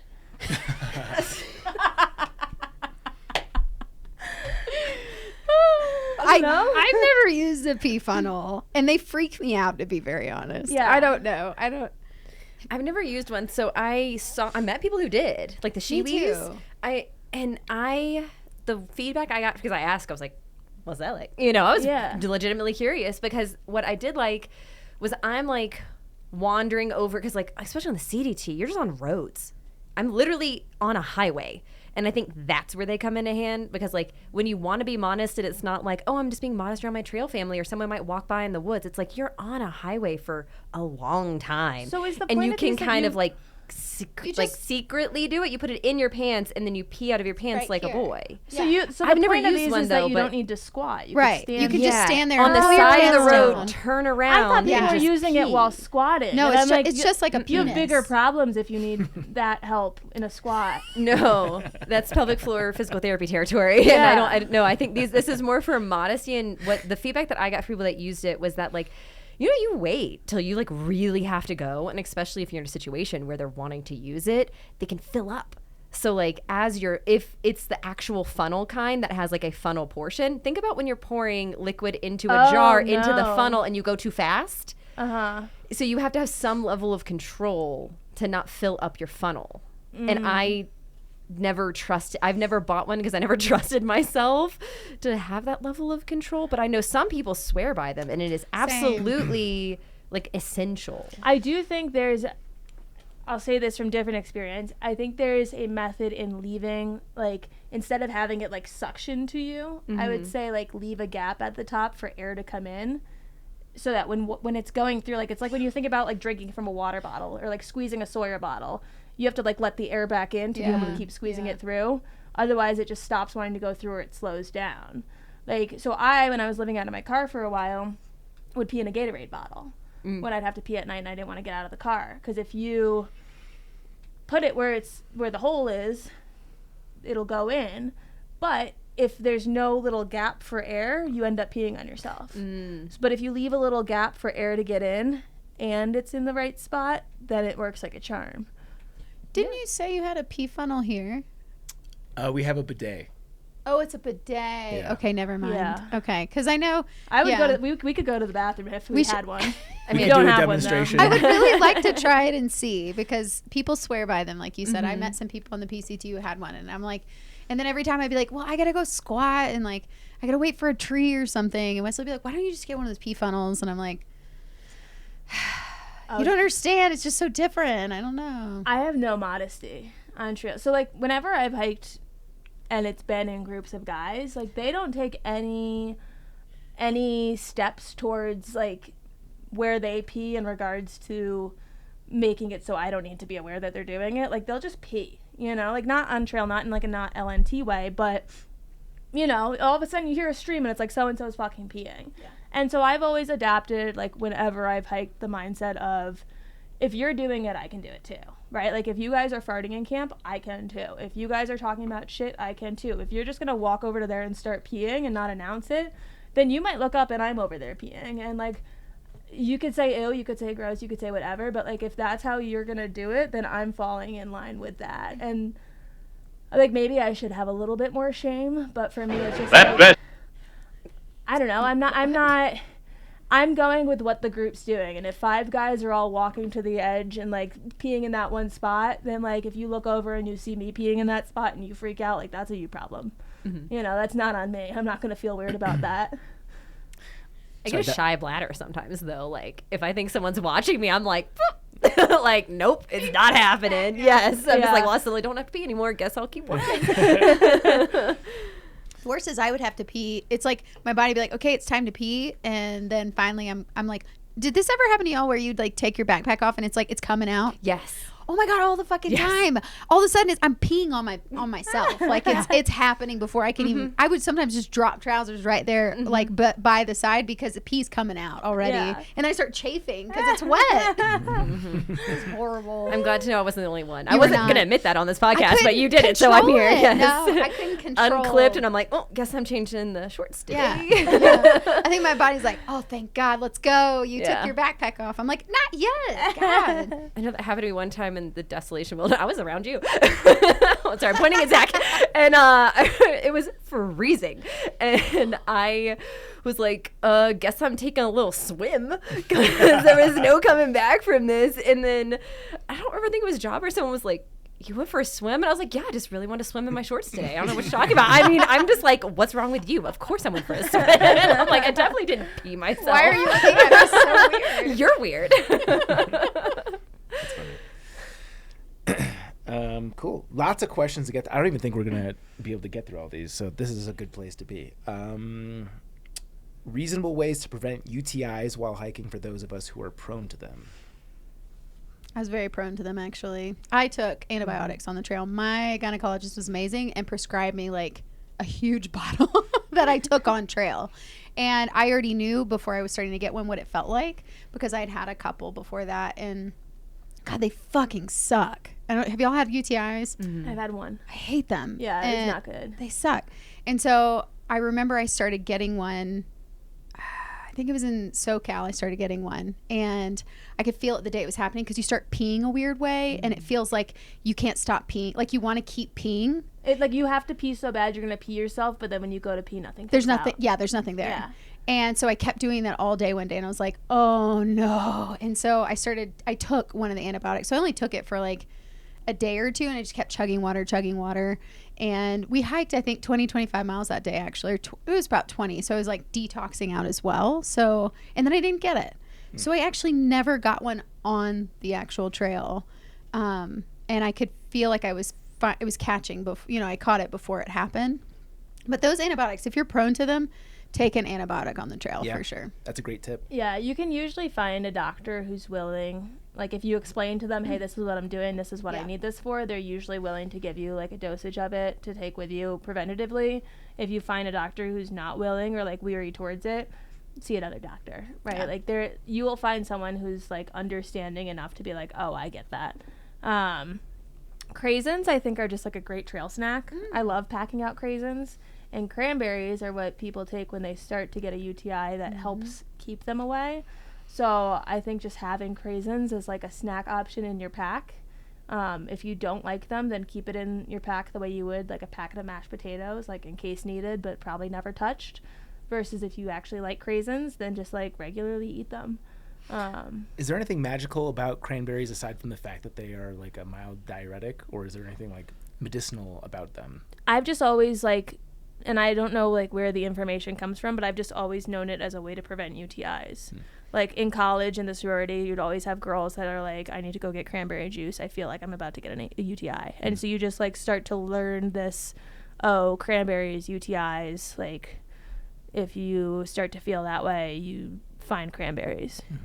So I'm not a doctor, but I've had UTIs, and I had a doctor tell me once, because she was like, I said, yeah, like cranberry juice. And she was like, really anything. You can, she's like, it's the acid that cranberries are naturally really acidic. That's why a lot of the cranberry drinks have so much sugar in them, is to like cut that super tartness. So she said, you can do it with anything tart. And she was like, honestly, she's like, you can do it with a Coke. Like they're so acidic. And she's like, but you want to fully make sure that your bladder is like empty. And you don't eat or drink anything, including water, and then you drink whatever that super acidic thing is. And then she said you want to wait till your bladder was as full as possible, and that acid helps kind of like, I guess, treat the UTI. Like, I'm so not a doctor. No doctors come at me. Not medical advice. Not medical advice from Rabbit. And but that was what she told me, because I had been on trail and I had gotten off and was like, oh my God, I'm dying. You know, I had just been doing like a section. And then I had gotten one on the section and gotten off and was like super struggling. And I was like, yeah, I had nothing. And she was like, well, you could try like doing this. And that was when she explained this like Coke thing to me. And I was like, wow, that makes a lot of sense. It's just acid. And so if you're in a tight spot, try anything. If you don't have stuff. One way I helped prevent them, once I realized, oh, I think I'm prone to these, is water. So smart water bottle with the, what's that? The pointy cap. Oh my gosh, sport cap. The sport cap is like, or I guess if you have one of those, you have a bidet here, I guess, like a bidet. That's just a poor man's bidet. I would just take water at night, every night before bed. In my last like pee of the night, I'd take some water, and the correct way, front to back, I'd spray some water, make sure everything was all as clean as it possibly could be. And I felt like the more I just kind of kept things rinsed just with water, it helped me prevent having them again. Interesting. Yeah, I guess that's another plug for wet wipes on trail, because that little nighttime routine of wiping probably helps more than it doesn't. Yeah, with wet wipes, I still had to be careful, because it's not, I don't know, it's different. For me, water was just better in that specific regard, not the getting off dirt regard. Like, you need the wet wipes for, like, getting the thick mud off your legs or whatever. But the downstairs, I prefer just the water. Huh. Well, that's a good tip. Yeah. I think also, I mean, if you are having, like, sex regularly on trail, I mean, there are... sometimes the penis misses the hole and goes in the wrong hole. So, I mean, not wrong hole for those who like, you know, other things. They're all just the right holes. Yeah. The other hole. Yeah. Yes. But like, it's like, oh, fuck. Like, now we have to clean. Because now because, you know, when you're having sex, it just pushes the dirt up there even more.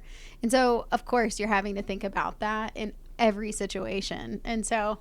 wet wipes were helpful in that sense of like, okay, we need to clean up or we need to clean off this, and then how do we like clean around it? So, you know, you're in that moment where you're about to orgasm, and then something happens, and then you're like, damn it, okay, we gotta start over now. Clean, okay, now let's go again. Because of UTIs. I will say too, like, never don't pee after. Thank you for saying that. Yes, I was gonna say, so we would always pee after. I always pee after, because everybody would be like, did you pee after? I'm like, absolutely, I peed. And then sometimes I'd flick it back there so that it would clean it out, you know? Pee after sex. And maybe we can touch on this one quickly, but Kula Cloths with a heart emoji. Are you guys Kula Cloth users or no? No. I am. Yeah, me too. Oh no, go ahead if you are. I'm just not. For some reason, like, no hate to them. They obviously have a product that works and people love and buy. And I've never tried one, so I'm speaking from a point of like apprehension leading up to it. I don't like seeing like a cloth on someone's pack and knowing they wipe themselves with it. And I also like, I've never had an issue with the like shake it off. So you just I like shake. let it dry? I Air dry? shake. I'll Okay. shake. I'll give it a few extra shakes. I'll shake it again. Like we'll just get a whole little shakeroo going. And I think that along with wet wipes has been enough for me. But like maybe this is like a mental block, but for me, like I feel like it's dirtier to have a cloth that you continuously wipe with than to just shake and use a new wet wipe, periodically throughout the days. But a lot of people love them and use them, and like I've never tried one, so this is like my block for why I haven't tried one. Yeah, I should say like I'm a Kula Cloth user. I've done all of the methods. I've tried everything and landed on it, and it's my favorite, and I'm sticking with it. So like, you're saying like you like shake off and do all that. Like I do all that too. Like that is a whole part of the process is, getting as dry as possible. It's not like I'm midstream like, well, I'm going to throw this cloth down here and see what happens. Like there's still a process. And the way I think I felt about it, where I kind of fell on like cloth versus not, is if you're just shaking, and this is absolutely no offense, please don't be offended, Yeah, no. but you end up just using your underwear as your pee cloth. Sure. Because then you put your pants back on that you're wearing for the next week, and they're just that's catching the drips, And so this way I've got a separate thing that kind of catches the drips that I can then wash that's not just my underwear. But are you one of the people that has it like clipped to your pack? Like people will have it clipped to the outside of their pack. And I'm like, when I sit down with my pack on and I'm not taking a pack off break, that thing's getting dirty because it's touching the tree I'm leaning against, or it's touching the dirt on the ground, or it's touching the rock. And like when like my pack, I just like it, I toss it, right? Like if I'm taking a pack off break, I toss it. I'm putting it back on. Like I'll bump into shit while I'm hiking. And so something about it being on the outside of the pack, I'm like, you're almost dirtier than had I not used anything. So they close. The outside is waterproof, and it closes in like a little taco. Yeah. It snaps shut. And then Interesting. for me at night, I would use my clean water bottle, assuming I'm not in the desert in like a super desperate situation. At night, I'd go, wherever I'm doing my last pee or whatever, I would take water and rinse it out and squeeze it out because they're really like good at like absorbing and then squeezing dry. And then in my tent at night, I mean, it's just me in there, I would hang it in the little do that rafter too. and clip it in the rafter. Then it would dry completely. And in the morning, it's semi-fresh, and they're antimicrobial because of the way they're made. And then also it's right there if I need it at night. If I want to use it at night, I can like grab it. I don't know. So it was like I had a process for it. But since I tried everything, it always ended up being the cleanest for me. Because if not, my underwear got kind of gross. Or I'm not packing out pee toilet paper. It feels dumb. I'm like, God, this is a waste of toilet paper and my space in my pack. And yeah, that was just where I landed. Yeah, no, it sounds like there's more steps to this than I have thought about. Yeah. Interesting.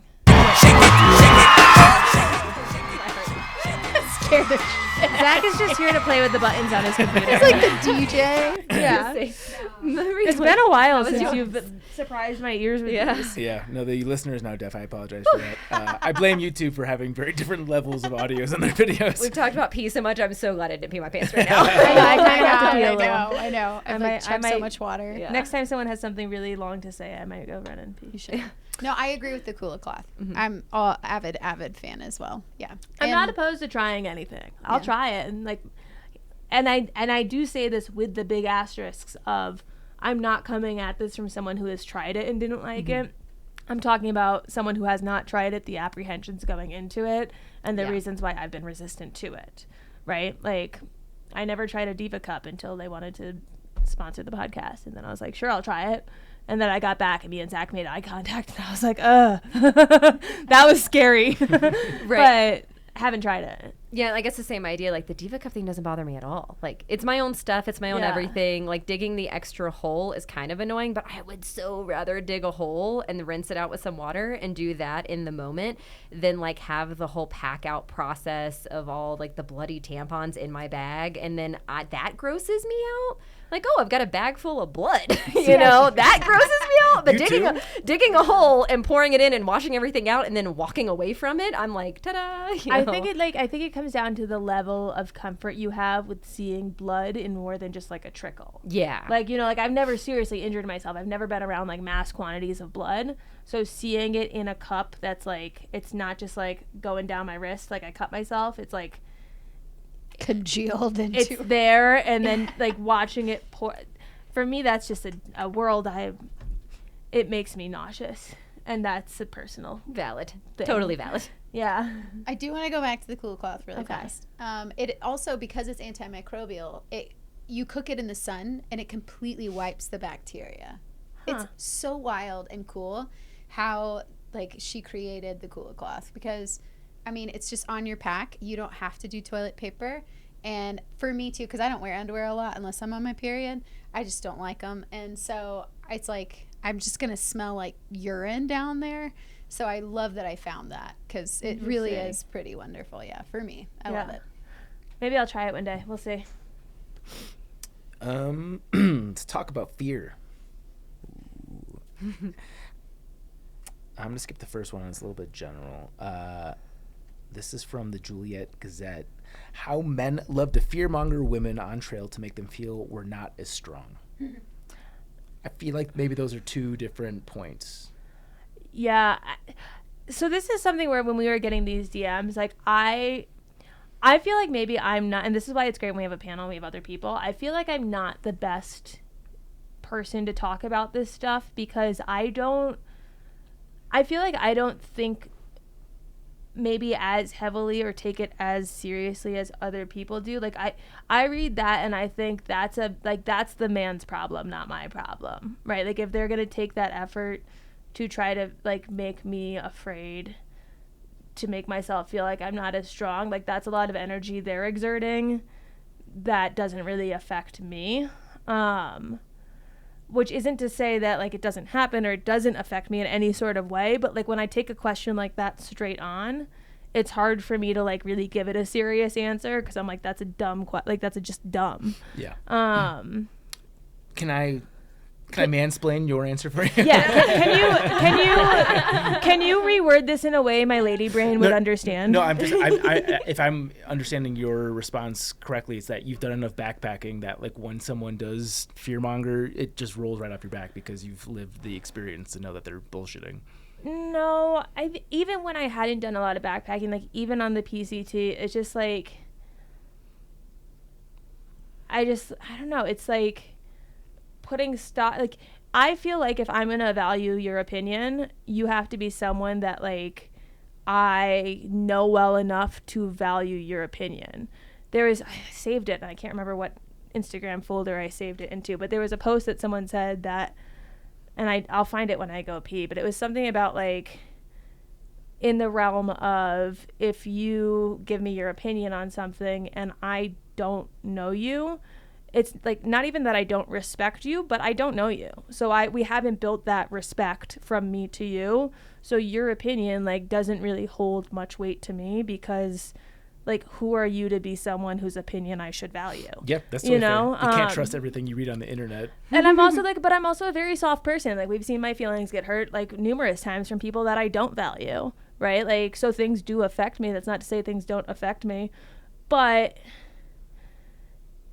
I see that as like how men love to fearmonger women on trail to make them feel like we're not as strong. Like I feel like that's a weak man, you know, like I don't think that that's me not being as strong, or like I don't think they're accomplishing their goal there. I think we very transparently see what you're doing, and it is more telling about you than me. There's no scenario where you're doing that to me where I'm not picking up on what's going on. Mm-hmm. Whether or not it like hurts my feelings or it makes me feel bad or whatever, I'm picking up on what you're putting down, you know? And like to me it's saying more about you than it is saying about me, and it's just telling me I don't want to hike around you. Yeah, that's fair. And this hypothetical that we're speaking of, are you picturing somebody giving you insight online, or is this on trail? I just think in general, like I'm not thinking about a specific situation. Maybe you guys have something better towards this. Have you guys had this happen? Yeah, I mean, well, in random ways, I guess if I'm thinking, like I've definitely had guys approach me and do the question, which I know both of you have gotten, are you alone? Right. You know, and you're like, well, I'm not telling you now. Yeah, are you a you know, rapist? Are like you a I'm murderer? that Like- is an immediate red flag. Even if it's not a red flag, they're just asking you a question. At least in my brain, it flicks as a red flag until they prove me otherwise. But in the most part, like, that's where it's starting. And it doesn't mean that I'm immediately afraid of them. It just means I'm on alert. Right. Like, I am just, my interest is just piqued now. Why do you want to know I'm alone? You know, that type of thing. So some of that, and I know that's coming from a place of fear mongering, because maybe, I mean, I should say I'm generalizing, but you know the guy that I'm talking about, the one that's like, are you alone? Oh, how could you be alone out here? You know, and I get that a lot because I've done a lot of trails alone, you know. But that's what I'm saying, where like I don't, like, it's not hitting the way they're intending. Like, you're not taking that and being like, oh my God, I am out here alone. You're taking that and being like, flags are raised towards you. Yes. You know, like, are you a rapist? Are you a murderer? Like, what's wrong with you that you're asking me that? And I think like that's where it's like, because we're not just out there like, you know, empty up here, trying to figure out where like the next, you know, whatever we can get to get help from someone else is. Where the next strong man is to save you. Please point me in the right direction. No, like, you know, like that's, if that's the effect you're trying to have, it's not hitting, because we're seeing it and we're taking it in that way where it's like, yikes towards you, you're a flag, and like, whether or not you were trying to communicate it in this way, this is the way it's being received, which is not the way you were intending, but it's the way it's being received. And it's one of those things where it's like there's a conversation that's not happening below the conversation that is happening, and no part of that is us being dumb or oblivious or aloof. It's us, if anything, being more so the opposite because of you. I was going to say, I feel like we go on high alert actually in realizing, because I know if I'm in a situation like that, it's like everything in me wants to say fuck off, but I'm going to be a little nice at the beginning and be like, no, no, whatever. And then if they keep prying, then I'm like ready to kick them in the balls. Like, if this gets to this point, I will kick and scream and I'll bite the shit out of you if you even think you're going to come close to me. So this is where I'm already at, is I'm on high alert. Yeah. And don't think you can fuck with me. But the whole thing is a farce. Because in our minds, it's like we're putting off the image that you want us to put off so that you receive it in the way that you're looking to get from what you're saying to us. But so much is happening on the back end that you're not seeing, where it's like, are you the dumb one? Like, are you the idiot where you think that me being like, oh, is like actually a serious response? Like, you think that I'm actually saying that as a response to you seriously, and nothing else is happening back here? Yeah. Like, if anything, like, dumb on, like, you are the one that's out here oblivious in the woods with no idea what's going on. If you can't pick up on the fact that I'm fucking with your head right now by just giving you the answers you want to hear so that you will go away because you're the creep. You know, like, I think there's so much more that goes behind something like this, where it's like, yo, we're schemers, you know, like, I've got a whole plan going on back here that like has worked through 7 different scenarios by now. And if you're just asking me this question like point blank because you're dumb, like, so be it. But like, I've worked through every scenario that could happen from this, and like, so much is happening in the brain space right now that isn't correlated to the response I'm giving you, which is just like surface level, go away, like whatever you want to hear, you know, like that sort of thing. I think if they do start though getting more and more intense, that's when I start getting more and more intense. I definitely will put my line up and be like, okay, now you need to go away. Like, I can't, like, or I will just say fuck off. So it's like, you just need to see the frontal of like, this is really how I feel, and I'm about to get crazy mountain lion on you, and you just need to go away. Like, I think there is, like, and especially in the, like, if we're going back to the mansplaining way, I think there is, like, people don't love conflict, right? So, like, my opinion of you is going to probably change if I already knew you based on what you're saying to me, or my opinion of you, like, first impressions is going to be set a certain way based on what you're saying to me. But if it continues, then it's like, I'll be nice, and then, like, when you really push me too far, I'm going to rip your fucking head off. You know, like, we were talking about it this morning. We posted the Q&A that we just did. And I like to, because I can jump to conclusions fast. Like, that game that they play in Office Space, Jump to Conclusions, that's the game in my head. I'm jumping to every conclusion before, and it's like, when I'm wrong, I've put my foot in my mouth. So I like to leave room for me to be wrong where I can. And then like when I have no reasonable doubt, that's when I tear off. But even like we did a video today that was like most overrated pieces of gear, and I had said raincoat, and I explained how I really like having a poncho. I've had so many raincoats soak through. I've tried so many different ones. For me, poncho is what works best. And I had someone DM me that was like, I know what you're talking about, but really it's actually sweat. The raincoat isn't soaking through. And like explaining it to me. And like I sent a screenshot to Zach, and I was like, I'm sure this, like, I mean, here's the thing. I don't want to hate on anyone that listens to the podcast. I'm very grateful for everyone who does, right? And like we get a lot of love for the podcast. So I don't like to come at someone who's interacting and engaging with the podcast. I love that. But at the same time, it's like, dude, I've done 5,000 plus miles of trail. Like, I think I know when a raincoat's soaking through. I've tried many different raincoats, and they don't work as well for me. They don't cover my pack, so I get the rain going through my back. I get the sweat on the inside. I'm not saying I don't, but then it rains so heavy where it feels like it's sticking to me from every side. Nothing's dry. And they're like telling me we're actually more in danger with a poncho because it's going to be windy. And it's like, you don't think like I've had a poncho on in wind and had to figure out how do I get this to stop flapping from the wind? Like, okay, I'll tuck the front parts into my hip belt. Okay, I'll make modifications. I'll add a button here or there. Women love to sew, right? So I can fucking add a button. You know, like you don't think I've had enough trails. I've done enough shit. I've interviewed top names on this podcast for 6 years and been able to take a poncho and say, hey, it's windy, it's blowing. I must have to make a modification and figure out how that fucking works where I need you in my DMs to tell me, actually, it's not soaking through. What you're talking about is just sweat. No, I fucking know what that is, right? So it's like that sort of shit. Like most of this gets contained within the Backpacker Radio chat because I'll just snap off my fiery opinions in there and like send back a really nice reply. I'm sorry if this was you and you meant nothing but wellness by it, but it's like, would you DM, like if Zach were to say that, would you have DM'd him and been like, actually it was sweat? Probably not. If Twinkle were to say it, would you have DM'd him? Probably not. So like I'm not oblivious to the fact that what's the outlying reason that I got the DM, a right? woman. Mm-hmm. And I think also like leave room for doubt where it's like sometimes I think that they don't even realize that that's why they're saying it. Like I don't think they're thinking through, hey, before I send this message, if Zach had said it, would I send this message? So there is an innocence to it where it's like they're not doing it to be a dick. They're not doing it in this way. They're not doing it to mansplain. It's not the intent. But still what's happening, you know? And it's like, so I like that's what I think when I think of this shit where it's like you put on the nice face, you do the nice stuff, but it's like, what do you want from me? That was this morning, so it's very fresh. You didn't tell them the truth that just girls don't sweat? You should have said that. No, what I girls don't said. sweat. Didn't you know that? I said, hold on, I'll tell you what I said.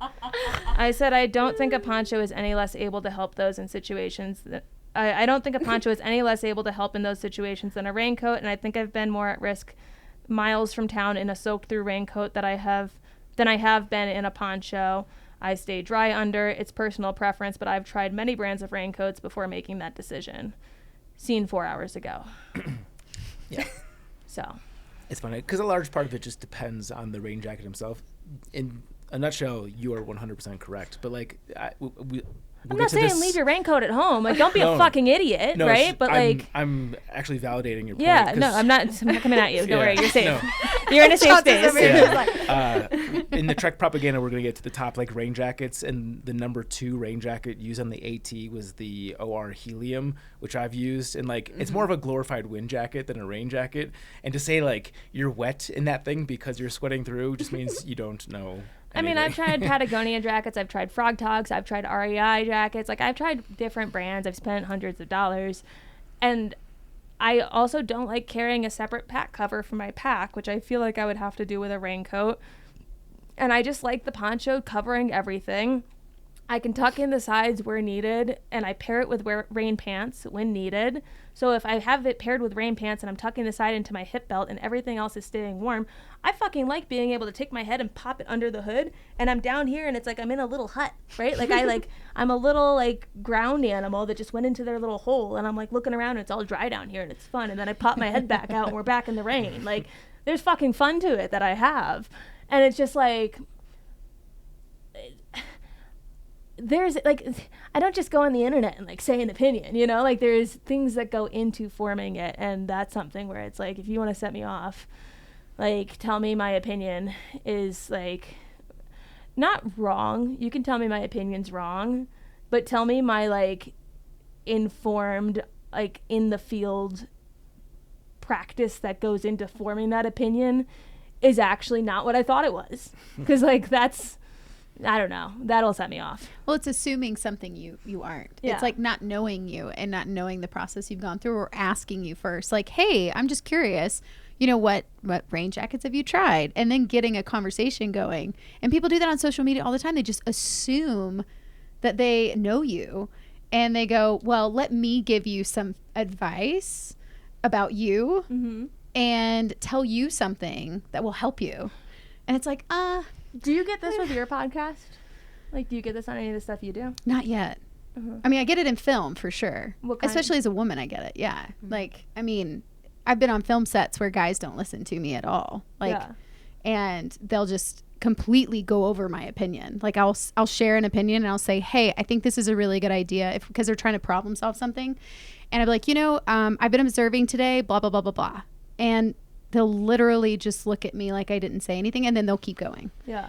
And so I will insert myself and say, no, here's what you should do. And then they'll listen.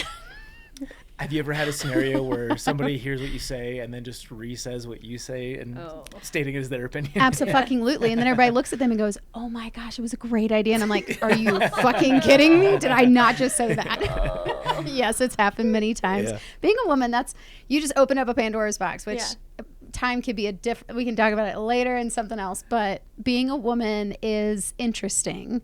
It's beautiful. It's powerful.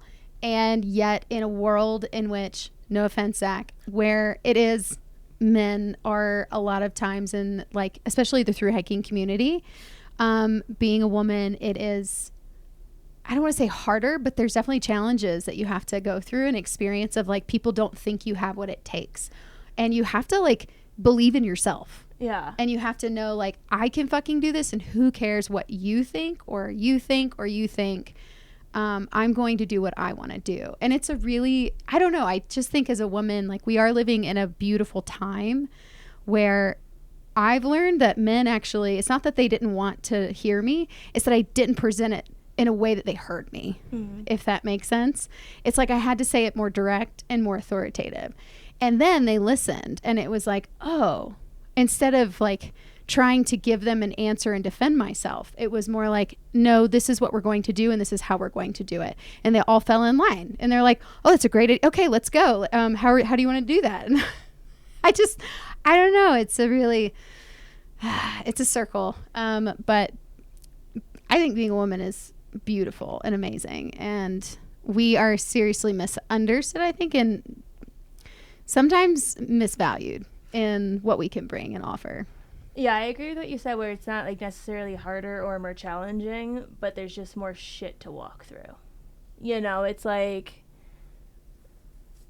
it's the same thing, except maybe just like more minor annoyances that aren't on the other side as much. You know, like less, there's just more subtleties where it's like, and like a lot more acceptance, where it's like, in those situations, like there are times where it's like, no, we're doing it this way. And if I'm in a situation where it's like, I know something is right and it's something that could have like make or break effects, like we're in a situation that could get precarious or it could like get hairy, and I know from experience that what I'm bringing to this in terms of an opinion is something that should be listened to and valued, I'm going to put my foot down on it. But a lot of times what it turns into for me is just like, I'll just sit here. You know, like, and we've had it happen on podcasts too, where I just like, I'll sit here and I'll be like, I'll just shut the fuck up then, you know, because it's like, been a fine. minute, but you certainly have had a couple of those episodes. I've said them on it, and it's like fine. I'm not here to like exhaust myself to get you to listen. If you don't want to listen, you're missing out on my input. And if you want to miss out on my input, then that's okay. If you don't value it enough to want to hear it, then that's fine, right? But like, I'm certainly not gonna like stress myself over getting you to hear me if you're not looking to hear me. This might be a juicy Easter egg, but I think at least one of those episodes, it was a female guest where you did that. Oh no, I'm thinking of male guests. Oh, okay. But actually, no, I know which one you're talking about. Yeah, there was one I did that too. It's always fun for me when Chaunce is like, Yeah. I'm checked out, fuck you. Well, because there's a delicate line of like, we're the hosts. Like, you have to be a good host, you know? Like, you have to, like, you don't want to invite anyone on and ever make them feel weird, right? But at the same time, it's like, I want to be respected. So it's a delicate balance. I want to find this episode now. You have to give me the You've got 250 to listen to.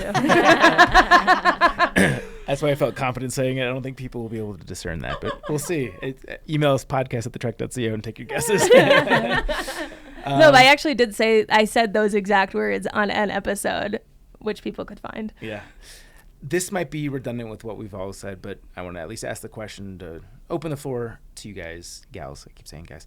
How to teach girls to be fearless like you, or at least appear fearless.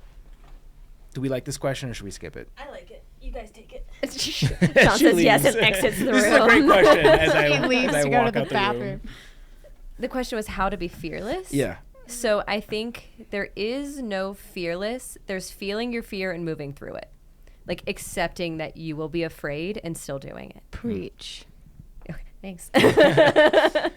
Yeah. And I mean, I did not invent that concept, but yeah, it's just like, I can't tell you how much fear I had, especially starting the AT.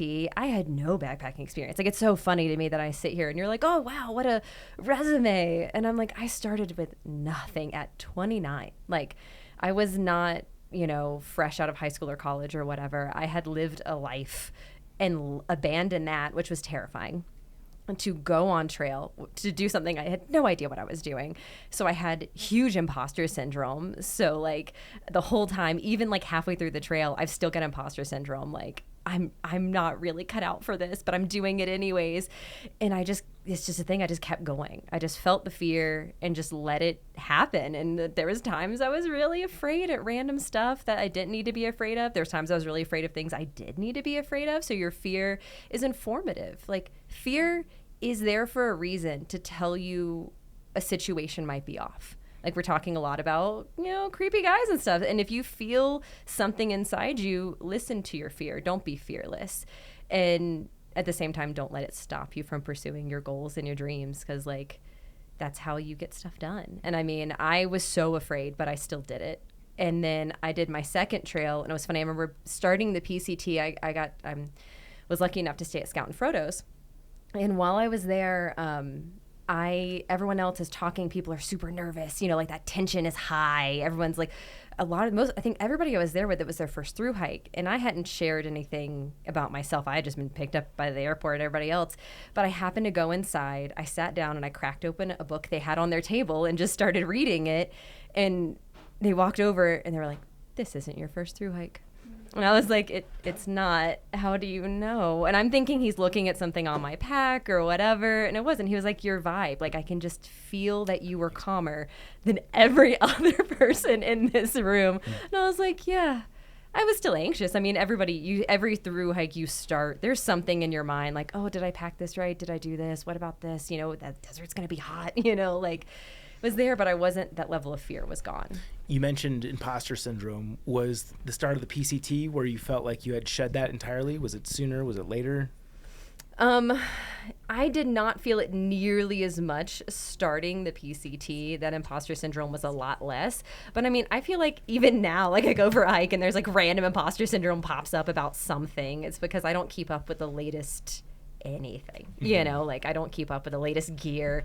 If I said I carry this, definitely someone's in my DMs going, that's not the best. And I'm like, all right, I don't care. And I think a lot of that comes with now I don't fucking care attitude. And then who's telling me, like I have good friends that have given me gear advice and I'm like, oh, I do care what you say. And you are helping me with my imposter syndrome or my whatever, like, because I'm learning from a valued source. Yeah. That's a good differentiator to make, is when the advice is coming from somebody that like knows you and has your best interests at heart. Very different than some random person on the internet. Yes, and you're having a conversation about it. Yeah. Like one of my friends and I, he had called me out because I have a very light pack, but I don't tell people that because I don't like those conversations.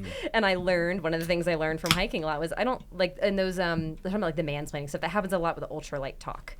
I'm sure people are very familiar with that, man or woman, who get into those ultralight conversations that you don't want to be in. Yeah. And so I would not tell people, I would lie about my pack weight. And I would make sure I set a number high enough that it would shut the conversation down.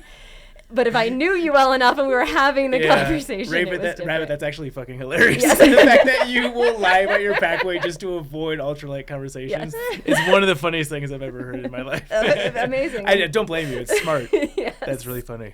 How to avoid it. Yes. Yeah. Chaunce, thoughts on how to be fearless?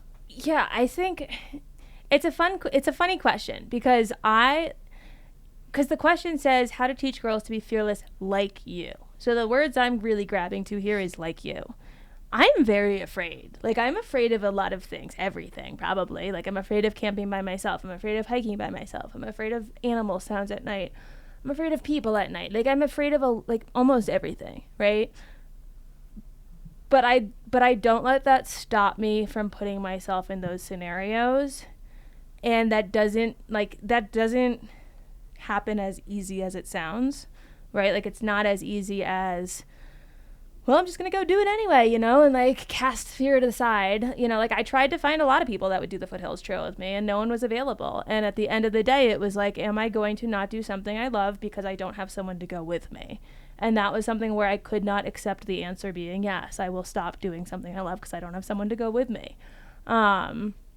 And in that case, it's like, all right, I'm going to book the flight anyway, right? Like, if I'm uncomfortable, I can always get off. You can always turn back. We've talked about this even on the Q&A episode with like crush it syndrome. You can always turn back if you're in a position you don't feel comfortable in. So I think it's easy to listen to episodes like this or to see social media and to think, yeah, these people are fearless, but like, if you wait to have no fears to go do something like this, you'll never go do it. It's just you're not going to be in a place where you just aren't afraid of anything. And if you are in a place where you're not afraid of anything, like, kudos to you. I'm jealous. But I would say I'm afraid of a lot of things. First night on the Foothills Trail, didn't sleep at all because I just hadn't slept outside in a while and I was by myself, and I haven't, as many nights as I've been in that position, I haven't been in that position recently. And so the first night was super fucking scary and I did not sleep much and I was really like heartbeat racing the whole night. And then the second night it got a little easier, and the third night I was like, wow, no one's out here, this is great. And by like the time I got off trail, I was like, oh, I'm actually like, I could go another week. But it didn't come without like, me and Heidi sketching summits. I stayed with her the night before I started. We're up at night after we got back from the hiker meetup, like talking about it. Because she was like, are you afraid of going by yourself? And I was like, actually, fuck yeah, I am,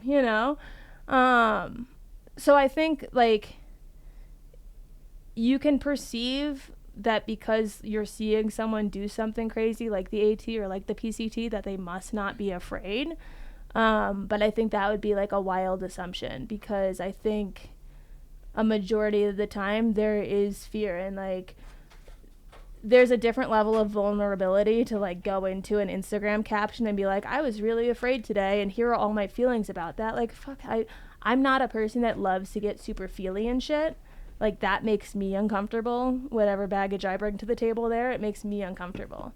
And so, but that doesn't take away the fact that it's there, it's like, and I also like, you don't need someone to spell it out for you. I shouldn't need to spell out for someone like, yeah, I was afraid at these parts, for you to understand it's okay to go out there with some fear, right? Like, I think at the end of the day, it's not just a trail lesson, but it's a life lesson in general. If you're going to wait until you're totally comfortable to do something and you're not afraid at all to do something, you're probably not aiming high enough.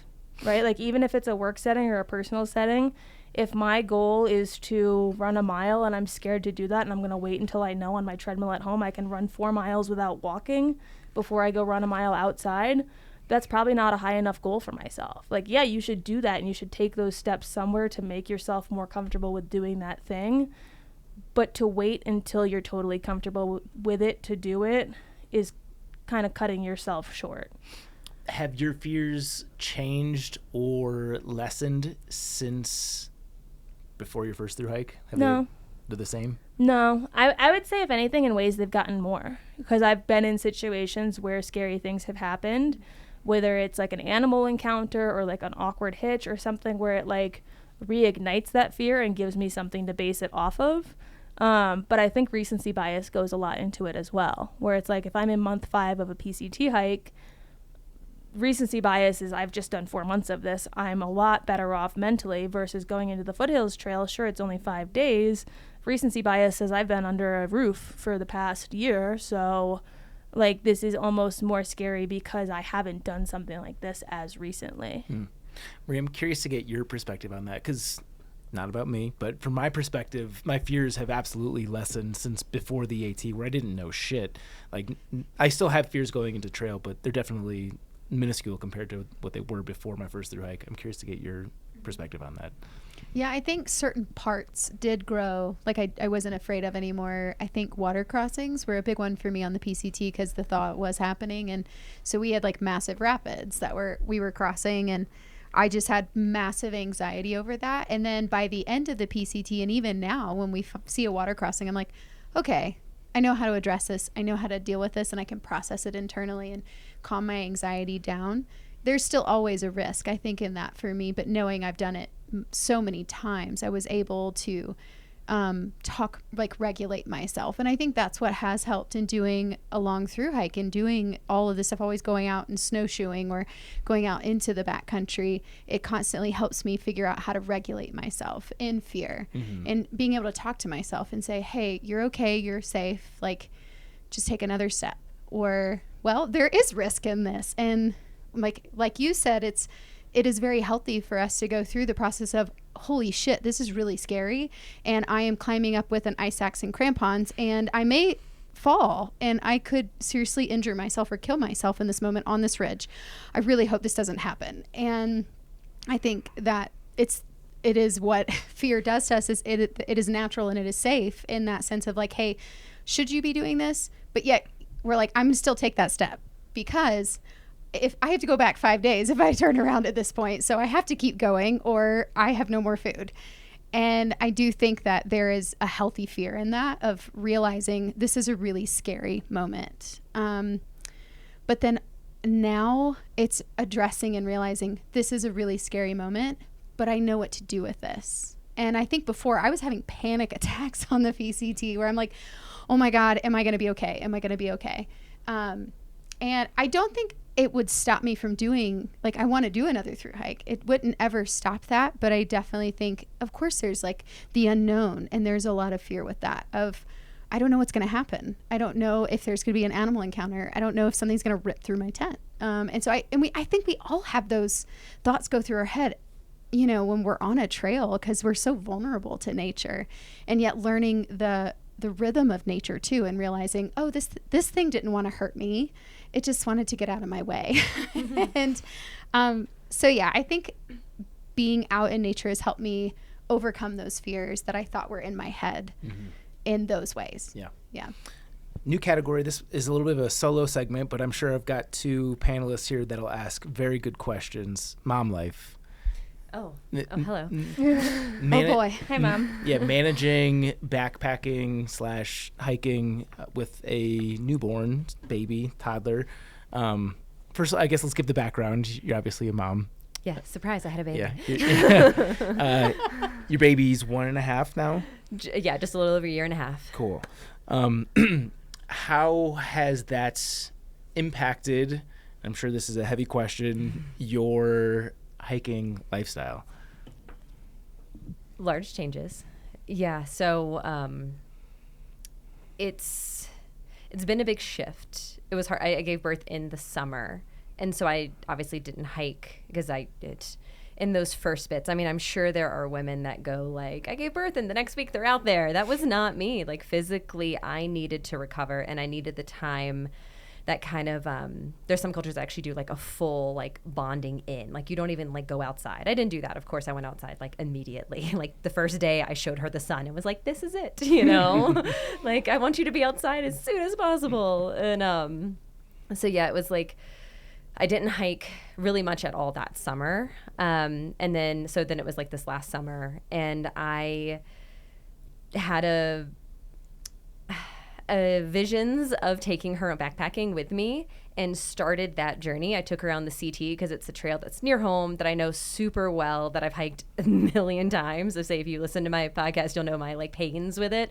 And I've done the first sections, some of them a dozen times. So I could walk them blindfolded. So I thought, perfect to take my child on. And I took her, and unexpectedly, you know, I'm planning for everything that could go wrong. I forgot to plan for what happens if she gets sick.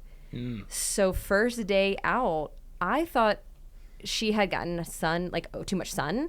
And I mean, of course, she's got like hats on. I'm, you know, in the big carrier. She's got the sunshade. She's like riding in luxury back there, you know.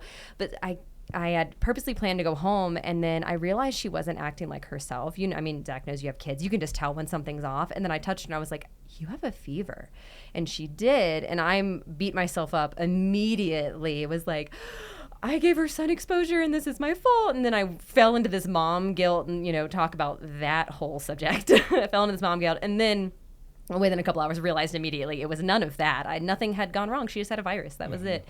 And that virus lasted so long. I was starting a new job and the virus lasted long enough that it took us kind of out of the couple weeks I had set aside to backpack. Also, I wasn't planning a 1,000-mile hike or even a 500-mile hike. I was planning to try to maybe do 100 miles or so, just like a couple weeks together with her, getting her into that, you know, rhythm of backpacking with me and like, here, my little one, do the things that I enjoy. And she loves being outside. I have to pry her back indoors.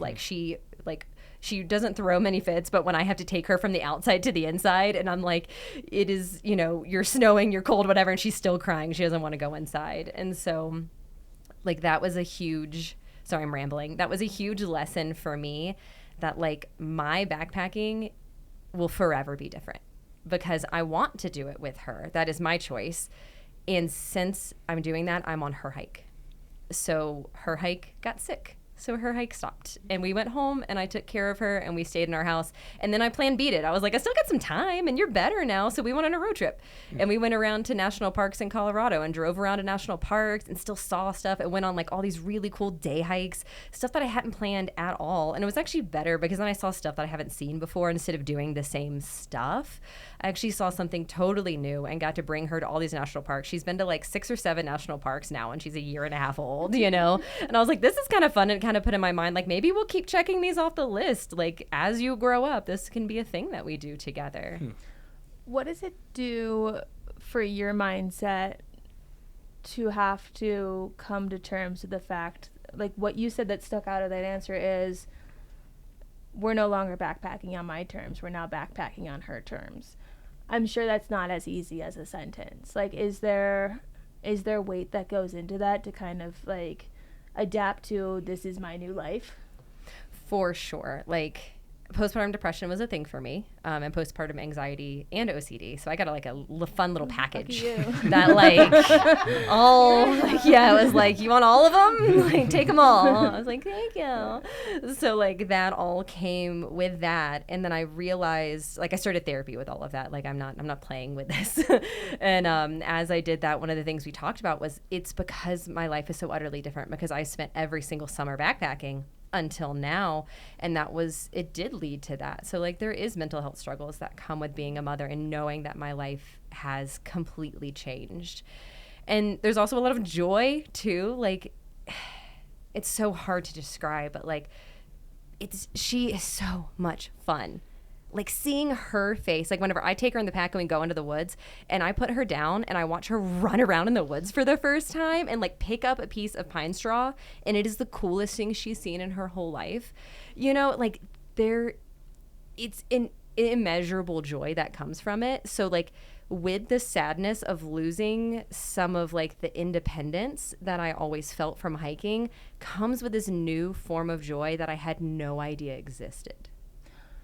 Another thing you said there that stuck out was, okay, so now you're going to therapy and you're unpacking this and you're seeing, okay, the reason this is hitting so hard is you spent all these summers backpacking and now this is your new normal. Are there thinking that through in retrospect, are there ways a person can prepare to have a kid to kind of make that transition smoother? Like, let's say you are in the I backpack every summer. Hey, new summer, new trail, who dis? You know, like, are there ways to not wind it down because you're not ending that part of life, but are there ways that you've unpacked in therapy that could have made that transition smoother than it was? I'm not sure. So I should say my child was not accidental, like as far as the timing goes. Like I purposely did my hikes before I considered having children. So there was some thought for me that went into that. I wanted to do the Triple Crown and I did. And then I still had other goals and things that I was working on. And those goals also haven't gone away. So like, I think that's also part of it is like, it's so hard. Like I don't have a huge support system because I don't have a lot of like family and stuff here. So I'm sure if that's something you can build into and building in more independence for yourself in that support system, that would definitely make a transition easier for sure. And then, yeah, I don't know. It's going to sound so cliche, but like as much as I think I could have planned my way because I'm such a planner and I plan plan my thru hikes and all these things, you kind of can only plan your way into parenthood so much before things just kind of come at you. And to be clear, my thru hiking life is not over by any means. I am actively planning right now a thru hike with my child. So I'm going to go to Lake Tahoe with family. We're doing my family lives everywhere and we're doing a big family meetup in Lake Tahoe. So the Tahoe Rim Trail is there. And of course, like my family's like, yeah, let's go paddleboarding. And I'm like, planning the hike in my head already. Hell yes. I literally have already started training. I've been it's been nice here for the past couple days. So she has been on my back. I've been on the trail. I've been walking with her to prepare myself for hiking that trail with her. And I already know that I will not do the whole thing because of time and work and whatever, but I'm okay with that. Like my mind has shifted to where I am personally okay with doing a shorter hike and maybe just covering 100 or whatever miles and not the whole, what is it, like 180 or something? 160. Yeah. Not doing the whole thing. And also I've done part of it because I did the PCT and that also played a thing. It's like I started this one on third base because I've already done part of the trail and it's just, yeah. And I'm like, oh, if I don't finish it, this will be a really fun thing for me and her to come back and do again. Like this is another thing we can do next summer. Like that'll be really fun. This is the way I'm thinking of it. Yeah. Do you find that people, and maybe she's so young that you haven't experienced this yet, but do you find that people treat you differently on trail or interact with you differently having a child versus before you had one? Everyone talks to my baby. She is also now can talk and is chatty and fun and sweet, and loves being in the pack. Like I'm very lucky. So whenever the pack that I'm using is this thing has like gone through 2 families before me. It's an Osprey where they sit in the back. And so she sits up there and waves at people and says, hi, hi, hi, like, yes. Love. Dog, and every dog that comes by. So like everyone interacts and I notice people not even make eye contact with me and they're waving at her and saying hi. And I'm like, hello. And they're like, oh, hi. Yeah, there's a horse taking this child around. Who are you? Yeah. I have a few questions for you that I've been formulating. We just need to grab coffee or beer or wine because I really want to hear. I need to just pick your brain for like an hour. But would you advise, like my husband and I, we're talking about kids, but would you say if we really want a Triple Crown and we want to do these long through hikes before kids, should we just do it before kids? It will be easier before kids. Yeah. Okay. You can do it no matter what. There are ways to accomplish your goals no matter what. It will, in my opinion, be easier before kids. Okay. I'm what just do you curious. think, Zach? Yeah, You also I have a mean- child, and so I think you can. In speak my here. brain, I was just like, why are we asking Zach? And then I was like, oh yeah, you have kids. Yeah, I've got 3 of them, which definitely I makes. was like, Maybe yeah, I guess mother. it's a question for both of you. Yeah. No. Yeah. It's interesting because I think Rachel and I are in similar boats where our significant others aren't the biggest backpackers in the world. So I think in your situation, it could potentially be more achievable, especially when they're very young. That They're- we could like do it together with the child. they're Is what you're they're saying? much easier to deal with pre-toddler. Once they start getting their own opinions, Okay. you could be fighting upstream at points. But with one young kid and 2 parents that are determined to do the thing, I think it'd be much easier. Yes. That's my answer. Okay. It's just more logistics. That's all you're adding is logistics. So if they get sick, what's your logistics? Whenever you get to town, you hitch. Car seats. What are you going to do about a car seat? You know? So what I definitely follow families on Instagram and stuff that like do this. Wait, I've never thought about that. Yeah, so they just take one car. The same way people like section hike. They essentially section hike with like 2 cars and stuff. So you just put one at one end and one at the other. And when you get it, you all just pile in your car. And it's just extra steps. It's just more logistics. Like I said, completely possible, just a little harder. Okay. More thought. more I process. like this Marie's coffee shop vibe. Keep asking.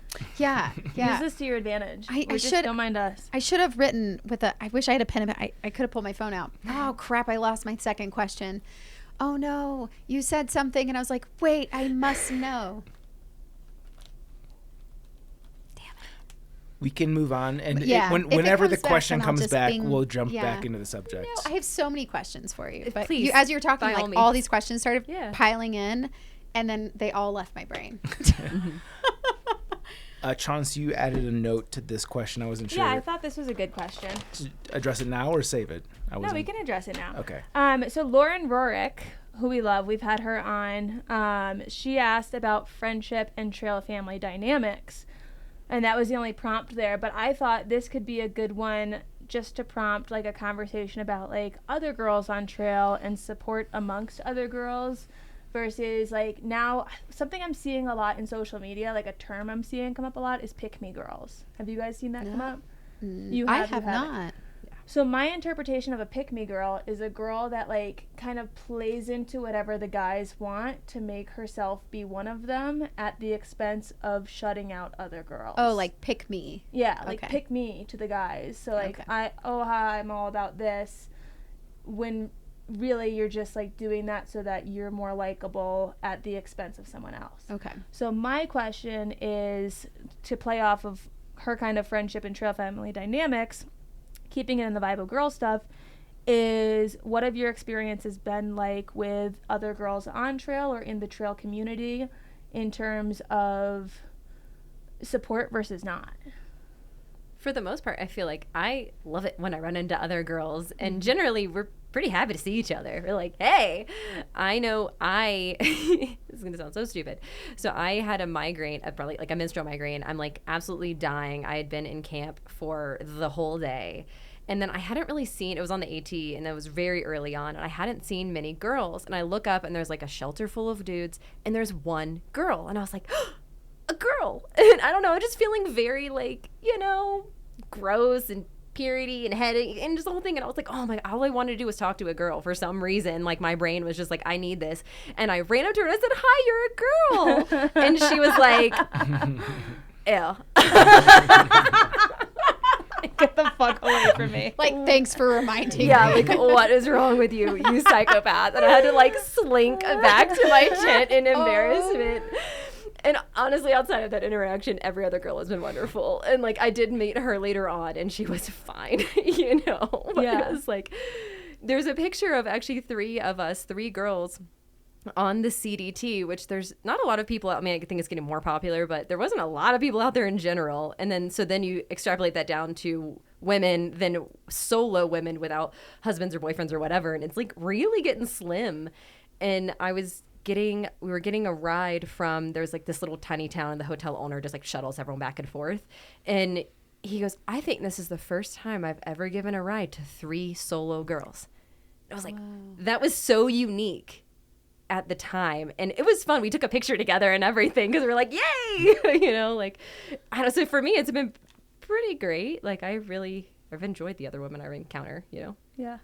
Yeah, same. I think the only one that I had, which we talked about on the last one, was the woman that totally was hitting on my husband. Oh, tough. Like week 2 into the trail. Kid you not. She just, anyway. That's a whole other. Yeah, she looked at, I came up to him because they were talking, and she was also ginger, but nothing, you're amazing. I just think she felt a connection with my husband's a ginger, so. And they're like talking, and I can see Like that she's doing Avatar. she's We doing wanna the take it and connect it. make ginger babies. Must procreate the world. I Must really spread think the seed. gingers are trying to take over the world, but case in point. Anyway, so she's just like, from my perspective, she's doing the hair flip, she's doing the laugh as I'm walking over to him. And I think he puts his arm, I put my arm around him or something, then he puts his arm around me, and she's like, oh, did you guys just meet on trail? Or, I was like, no, we're married. Go away. Anyway, that was my one. Still shooting her shot. She's like, maybe I'll break him up. Like, Yeah, maybe I'll keep that's going. exactly. Yeah. I'm like, I gave her the eyes, like, don't even. And then I never saw her again. But hey, that's You the start only peeing on him. marking territory. Wait, let me get the funnel out, babe. Hang on. If only we were dogs. But so yeah, that was the only not bad. It was the only ick experience I had. But every other female, I feel like we support each other. I've felt supported. I feel like we'll talk about certain things we're experiencing on trail together that other people can't understand, like periods. And I'm like, dude, you like, and we sync up on period too. And I was hiking Prism. She's one of my dear Tramley friends that I met, and she had done the AT, and we just had so many good bonding moments where I'm like, you understand me, you get me. So I love it. Yeah. I feel like it's been hit and miss for me. Like I've had such good dynamics with girls that I've met and got to know on trail. Like on the AT, I've had, sorry, I'm trying to make sure the camera doesn't I know, cover it's tough. too. You're talking to them, and the mic's over there. It's hard. I've had like Jukebox, my friend on the AT. We have had literally such good stereotypical girl times where like we both were seeing guys at the same time. We both kind of like hit some rumble like during it where like things weren't flowing smoothly, where like we would be like, okay, tonight we're having girls night in the tent, and like we would find a spot with cell reception and we would watch chick flicks, and like we would do this shit that would just like make us both feel better. That was so good. But then there's other times that I think about where like not where I know the girl, right? Like let's say I'm just like, you're far enough into the hike where trail families are established, you're in the kind of like no new friends phase of like, I'm too tired to make new friends. And I feel like you come across a new trail group sometimes, and the girl is almost the most standoffish one in the group. And I don't know if it's because the guys are flirting with me or because the girl's territorial of the group, but sometimes I've gotten that vibe where it's been like they're the hardest of the shells to break amongst them, and I don't know why. You know, like, I mean, That makes sense. I don't know why is maybe the wrong, like I can presume why, but I don't know if that's just like my experience or if that's something that other people witness, where it's like, as much as we're, and every time we interview someone like Lauren, when she was on the podcast, like I've DM'd her today, right? Like and even when we've chatted afterwards, like we have had so many great female guests on this podcast that we leave knowing each other so well that it's just like, oh my God, are we going to go get our assholes waxed together? Yes. You know, like shit like that, where it's just like, hell yeah. But I feel like when you don't know the person yet, like there is that intimidating factor of it. And I don't know if it's like competitive or if it's territorial or if it's like, you know, like there's one, like I think about lions, like the lioness is of those ones. And then there's a different one of a different, like, I don't know what it is, but I feel like sometimes on trail, the girl of the group can be the most intimidating to be around. Hey, have you ever seen Mean Girls? Like with Lindsay Lohan? Like, do you remember the part where they talk about it's like a jungle? Yeah. Like, it's like the animal kingdom, and we are the animal kingdom. Yeah. I just feel like that's on trail. Like, it's primal. Well, but that's why I'm like, I don't want us to have this whole episode where we're like, it's nothing but love amongst all of us. And then someone goes on trail and they're like, it's hard to talk to this person, you know? And like, I don't think it's anyone intentionally being mean, but I've noticed it's hard sometimes, especially later on in trail when everyone's out of that I need friends phase, to make female friends the way you might in the beginning. And I do think there is an aspect of guys wanting to hook up with you where they will be definitely more nice and more outwardly accepting and like open to including you in things. Don't get me wrong there, but it makes it harder and almost more intimidating sometimes when I meet a girl on trail later on. Yeah, you're just reminding me of things because like, you know, you don't remember every detail of every hike of everything, but like there was a couple times where I accidentally stumbled my way into like relationships. Like I was talking to a guy, not hitting on him, not anything. We just happened to have like something in common and we're talking and having a really good conversation. And then his girlfriend or whatever shows up and is like, who are you? What are you doing? And then he shuts down. I get the culture. I'm like, I wasn't trying to do anything, man. Oh, I wasn't hitting on your husband. You don't have to pee on me or whatever. Like, you know, I'm sorry, you know. And like, I read the room and back off because I'm not trying to create strife for anybody. I'm sure being a couple on trail is hard enough as it is. You don't need some girl mucking things up. So I was like, sorry, I'm not trying to whatever. And I remember it was hard. It was on the CDT. We're doing a 40-mile day, stumbled into all these other people also do. It was a common section to do a really long day. So a lot of people were doing it. And then you kind of get like camaraderie. And then I happened to turn off and go the wrong way and found someone else also going the wrong way, which is like a for real CDT thing that happens. It's like you're both on like a cow path and you're like, this is definitely the trail because there's no good trail anywhere. They wouldn't be here if this wasn't the trail. Yeah. So then and then at some point we're like knee deep in briars and I was like, we've made a terrible mistake. We have to turn around. Let's turn back.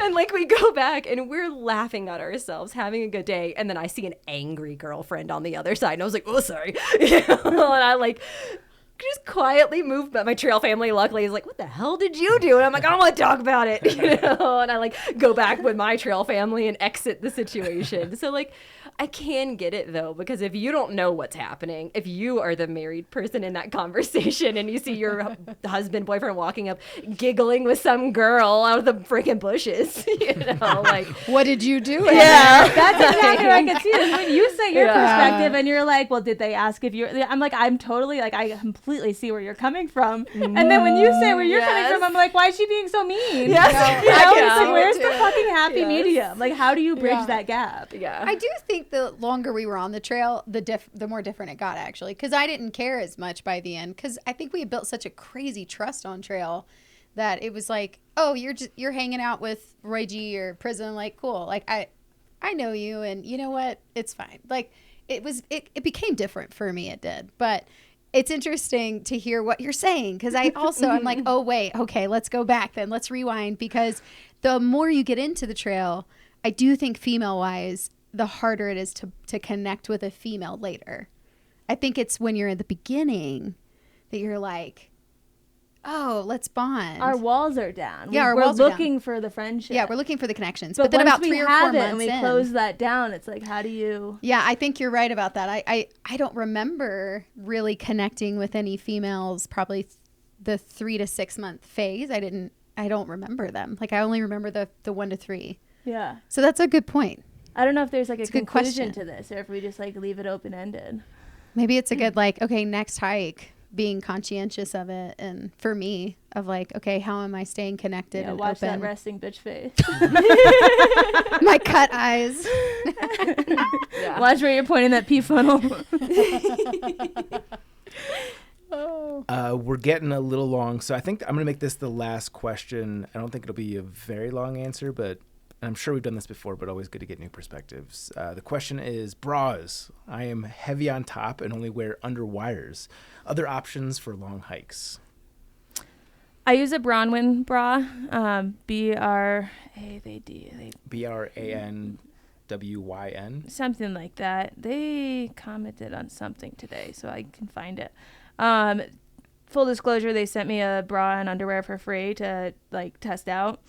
We did an ad for them at one point, actually, which was years ago. BRANWYN is the company. You spelled it right. Love them. Love the stuff. They sent me a free set when they did an ad with us so that I could test it. I still I'm wearing, hold on. Yeah, I'm wearing their underwear right now. It says "Stay Golden" on them. Nice. Ooh, Stay golden. Those look comfortable. Yeah, they're great. I love them. They don't smell. They are moisture wicking. They're wonderful. What I've heard, and I've gone through different boob sizes based on how fat I am at the moment. Like, full disclosure, my weight fluctuates up and down. I've heard of people that will double up the bra if they don't want to wear like an underwire. Like, they'll double up the sports bra for the added support. I'm not saying that from personal experience, but I've read that places. So maybe that's something to test if you're just like at the bottom of your line and you can't figure out how to keep them contained. That could be an option. But yeah, I would never wear underwire on a trail. That would drive me up the fucking wall.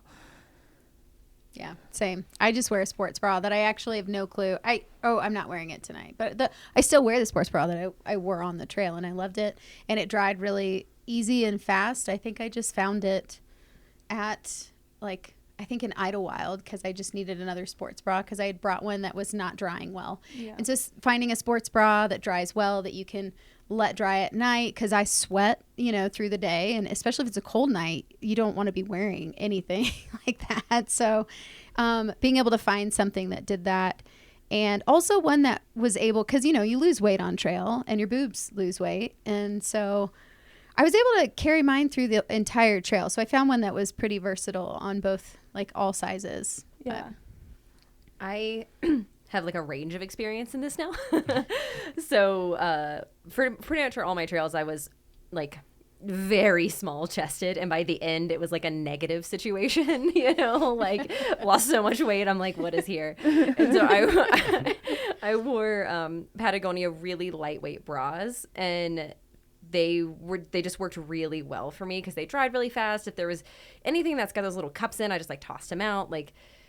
But I was on the very low end of the side. And then after having a baby, pregnancy and postpartum nursing, oh God, I went from an A to a double D. Holy shit. Whoosh, other end of the spectrum. And I was like, what do I do? So I had the same question. And I'm running. At this point, I'm back at the gym. I'm going on runs. I'm going on hikes. And I'm like, this is a problem. So what I did was I went to just the local sporting goods store. There was Dick's here. So I went to Dick's and was just come at me. You went to Dick's and said, tell me about Blue Ones. Perfect. But you can go to REI or whatever, just anywhere that has a lot of sports bras. And I went to the running heavy impact section and just started picking up off the shelves. And what I found for me was one that had 2 clasps in the front. It has the adjuster in the back and a zip. Oh, I like the zips. Those keep it in. zips Too. I've been heavier with a zip, and that's something. Yes, it keeps everything right where it should be. And normally I hate the back adjust because when you lay down to sleep, you're laying on that stupid little adjuster. But if you're someone that's going to fluctuate in size, like I knew I was going to, I got the back adjuster so that way I can move that clip around and I have a little leeway for myself. So I would say if you're particularly large chested and almost everybody loses weight, that back adjuster can be helpful, even the added extra little annoyance. I will say too, and this is something I've wrapped my head around more the more hikes I've done, is when I first went into long distance hiking, I had to get gear for everything. I needed the right piece of gear for everything, and I had to look up what the best piece of gear for this was and buy it. Look up what the best piece of gear is for this and buy it. And when I did the Foothills Trail, I wore my Abercrombie leggings. This is a Cuts t-shirt. I wore that. Nice. I like both brands. I wear both brands off trail. I wore my Bronwyn bra and underwear. And but I paid attention to what I was packing for my sleep stuff. I paid attention to, okay, I'm bringing the Patagonia Capilene base layer pants, but for walking during the day, me bringing that shit, I had someone comment on my post that was I can't tell if you're joking about the Abercrombie leggings. And I was like, no, they make leggings. I'm an ambassador for them. I get a 9% commission when you buy something from them. I love it if you do. But, I'm bringing them because I fucking like these leggings. And the shirt I wanted to wear that I ordered didn't come on time. And a black crop top looked weird with this. And I ended up picking this outfit because I thought it fucking looked good. So be it, sue me. But at the end of the day, it's when you're hiking, the thing that's interesting about long distance hiking is realizing it's really a day hike after a day hike after a day hike after a day hike with sleeps in between. So if you are this person and you have a bra that works for you already, that you use when you go to the gym or you use when you do whatever workouts or whatever type of activity you do in day-to-day life, you don't necessarily need to find something different to bring on trail. Just because it's an extended period of time that you're going to be on trail, this could be the right answer. What you're already using could be the right answer for you.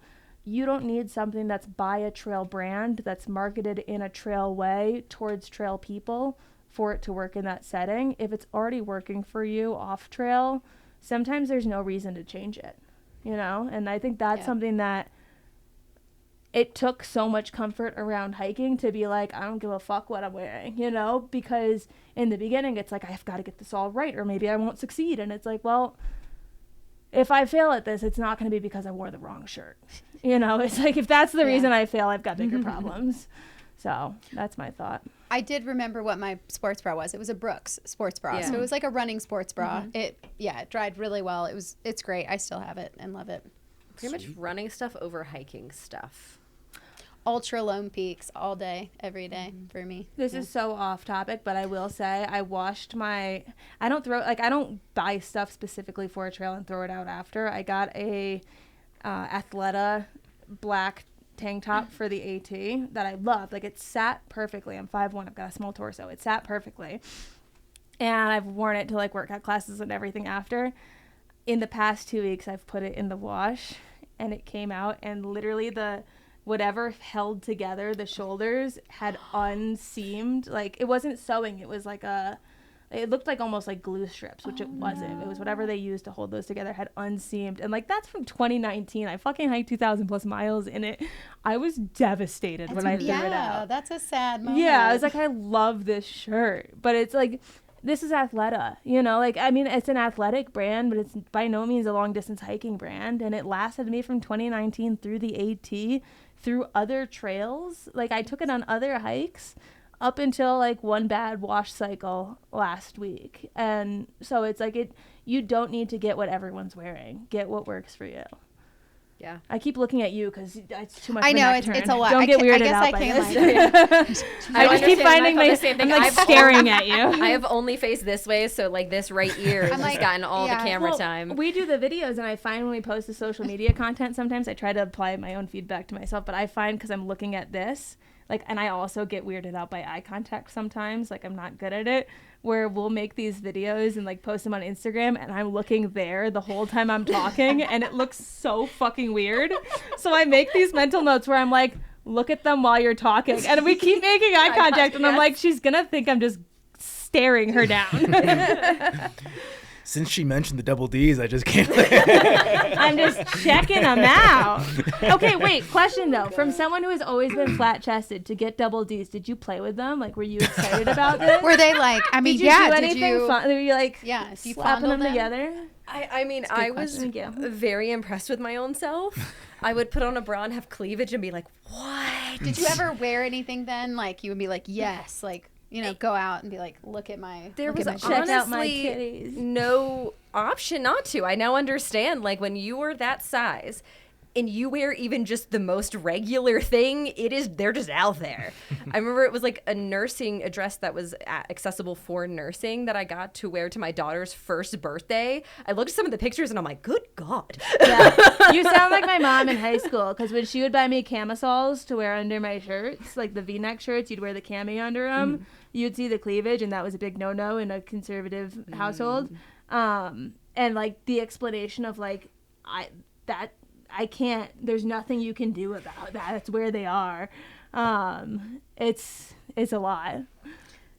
I started when I did get on birth control. That's when my boobs started blowing up like a balloon. I'd always been like an A or low B, and then I became like a high B, low C, somewhere in there. But double D has never been. My husband would be so happy with that. Like, he would probably just smack them all the time. Like, he already does that, but like definitely it would be like a whole new party. Okay, wait, I have questions too. I know we're really extending this, but I've got some further questions. As a new mom, have you ever tasted your own milk? Okay, all right, we're going here. Yeah. Yes, I definitely have. What does it taste like? Cream? Like, Did you want to taste it, or was it like an accident? I was curious, and I was like, I've made a lot of what I want to know, you know? And Does it taste like cream? it's like, so I've been told the taste can definitely change. So it can be saltier depending on Like what you're eating? what you're eating, and like just like the milk also adjusts to what your baby needs. So sometimes I definitely know what was like saltier, and then I can smell it too. Like it's milk. Milk has a smell. If you open a jar, a jug of milk, it has a smell. So does like breast milk. So you can smell it, and then I definitely like tasted it. It was like, oh, it's just like sweet. Tastes like a lot like milk. Have you ever creamy. added it to like your coffee or something? No, I definitely heard of people doing this, and that is Wait, not. people do. Wow, I live under a My rock. mind's, I don't know. No, but it's great to put on anything. So like if your baby gets a rash, slap breast milk on there. If Really? you get a rash, slap breast milk on there. Like all of that, because it's antimicrobial. It's like it's literally a living thing. It's so nuts that, and God, we're so derailing. I'm sorry. No, It's this so is great. nuts that bodies make this. Like you make this, and it's food for your child, and it does all these like healing things. It is so cool. I'm so glad that my body could do it. Follow-up question. As we were talking about aiming the pee hole, have you ever tried to like shoot it? Aim Like the boob? aim the milk and like spray it at things? Not on purpose, but it absolutely happens. does happen. Because she'll latch and then get distracted and flop off, and then it just sprays everywhere. All in her face, all over the place. Everything and then at one point you will start to smell sour because then like everything has milk on it. Like, yeah, it's everywhere. Oh. Wow. Things to look forward to. Yeah. My brother joked whenever his wife had their first child. He's like, everything got real National Geographic in here. I feel like you've given me a lot of hope about Okay. being a mom and still being able to thru-hike, I think. Like, because that's been definitely a concern that my husband and I have had. Is just, okay, because you did say your life changes. Yes. But when someone says to me, but is it still possible? Then I take that and I go, then we can do it. Mm-hmm. Because that's what I was like with the ACT. We were asking locals. I'm like, but can we still hike it with the snow? And like, well, yeah, people snowshoe it and ski it. And I'm like, well, then it's possible. Like, okay, we can do this. So you saying these things, I'm like, okay, it's possible. It's just more logistics. It's just harder. So thank you. Oh, good. I'm glad. I'm glad to have a positive impact. But maybe we'll do the CDT before we have a kid. That's definitely been a conversation because that seems like probably the hardest logistics trail to do is what I've heard. So It's a good idea. yeah. Get it out of the system. Yes. I think that is a beautiful place to put a bow on this thing. Thank you, ladies, so much for sharing your insights. If you're not getting too sleepy, we'd love to keep you around for the segments. They'll be brief. I actually If you got to bounce, that's Yeah. fine. That's fine. You got a I long do drive. only because my friend is here. yeah. So That's right. yeah. Before you go, please remind people your podcast, where people should go to get more from you. Yes, Yeti Walks into Basecamp. We just started our own Instagram for the podcast, Yeti Walks into Basecamp. We have a Yeti Walks into Basecamp at gmail.com if you ever want to email us. Also, that's the name of our podcast. And Wesley, the Ginger _ is the Joy is our like joint podcast where we do a lot of content for hiking. And then Hadassah Joy 11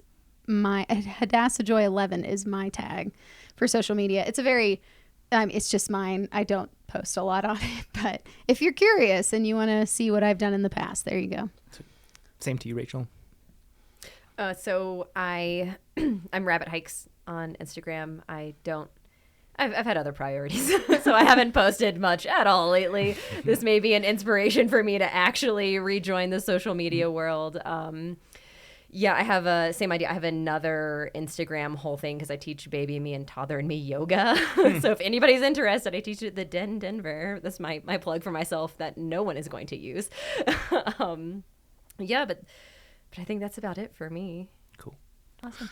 Well, thank you so much. Appreciate it. Thank you. Hello, is it close enough? Yes.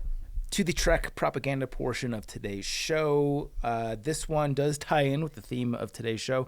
This is the top stoves, filters, rain gear, and more from the AT, the 2023 AT thru-hiker survey. the reason it ties in today's show will be apparent in a second. I'll run through some of the categories that are mentioned in the title. The first is filters.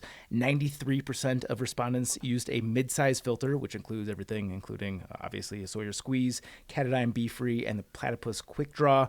The Sawyer Squeeze was the top dog by a lot, with 2/3 of respondents saying that they use that. They donate 90% of their proceeds to charity. I'm going to say that wherever I can. Yeah, I they're don't not give a even fuck. a sponsor of the podcast. Nope, they donate 90%. Or not of this episode, I should say. The top stoves were the MSR Pocket Rocket, the BRS 3000T. That's what I use. That sounds like a Terminator machine. It's a $10 Amazon stove, and Yeah. it's light as fuck. And number 3 was the Soto Windmaster. The Pocket Rocket was by far and away the most popular. It was 5 times as popular as the number 2 stove. Can I input here quick? Yeah. As much as I don't usually talk on these. Love the BRS, super lightweight compared to the Pocket Rocket. I will say I start to get kind of like when I put a lot of weight in the pot in terms of water with the BRS, because it is lighter, so the arms do start to like feel the weight. Mm-hmm. Pocket Rocket, I can put as much water in the pot as possible, Yeah. and it holds strong. Yeah. So those are 2 considerations between the 2. Good note. For the portable batteries, the major takeaway here is that the 7,500 to 10,000 milliamp hour range was the most common, and that's typically viewed as a mid-size portable battery. And now the reason why this is relevant to today's episode is the most popular menstruation products used on trail were tampons and pads were the most common with 60%, followed closely by menstrual cups at about 50%, and birth control is 45%. And as you can discern, obviously, this is not an exclusive thing. Many hikers use a combination of products. Most popular rain gear, which is apropos of... Yeah, I thought you meant this because of top stoves and rain gear, because I talked about my stove cloth and my rain gear. That would have been a funny callback. I missed that one. Yeah, work harder. The most popular rain gear, Frog Togs, was by far and away number 1, about 3 times as popular as number 2, which is the Outdoor Research Helium, which I definitely shit on during that episode. And number 3 was the Patagonia Torrent Shell. I'm surprised to see the Helium is so popular on the AT. Like, I use it on the PCT, and in a context where it doesn't rain often, it's fine. But is it on a trail as wet as the AT? Would not recommend it. Yeah, I think a lot of your rain gear, like if you're getting soaked, a lot of, as someone who's tried different brands of rain gear and a lot of different kinds, if it soaks through, it soaks through, right? Like if it gets to the point where you're that wet, my opinion is the Frog Togs are really, really cheap, and they do just about the same job. So if you have to cut somewhere for the sake of budget, this is a really good place where you have a really good option with Frog Togs that are going to give you similar results to the others. I don't think Frog Togs would work for me personally. That obviously they work very well for many people. That's number 1, but I'm such a heavy sweater, and with the AT being so vertical, I would just wet out on the inside from sweating. They do have like a little bit of a fleece line, so if you are a running hot kind of person, that is a consideration. Yeah. But I also like when I don't have something that's, I feel like it's a lose-lose, because when I don't have something that's fleece lined like that, and it's just something that is just the rain material against skin, when I sweat I get uncomfortable because I feel like it sticks. So there's no winning, I think. We should get someone who's very well versed on the subject, because there's a variety of different jackets. There's 2-layer, 2.5, 3 layers, and I would actually love that. Yeah. And I would love to test out the different ones to see if like maybe there's room for error on my part. It's definitely not air. It's just about different applications. So Yeah. they're rated to the amount of like water pressure that it can take, and the more rain that you get, eventually it'll exceed that amount of water pressure. That's when it wets out.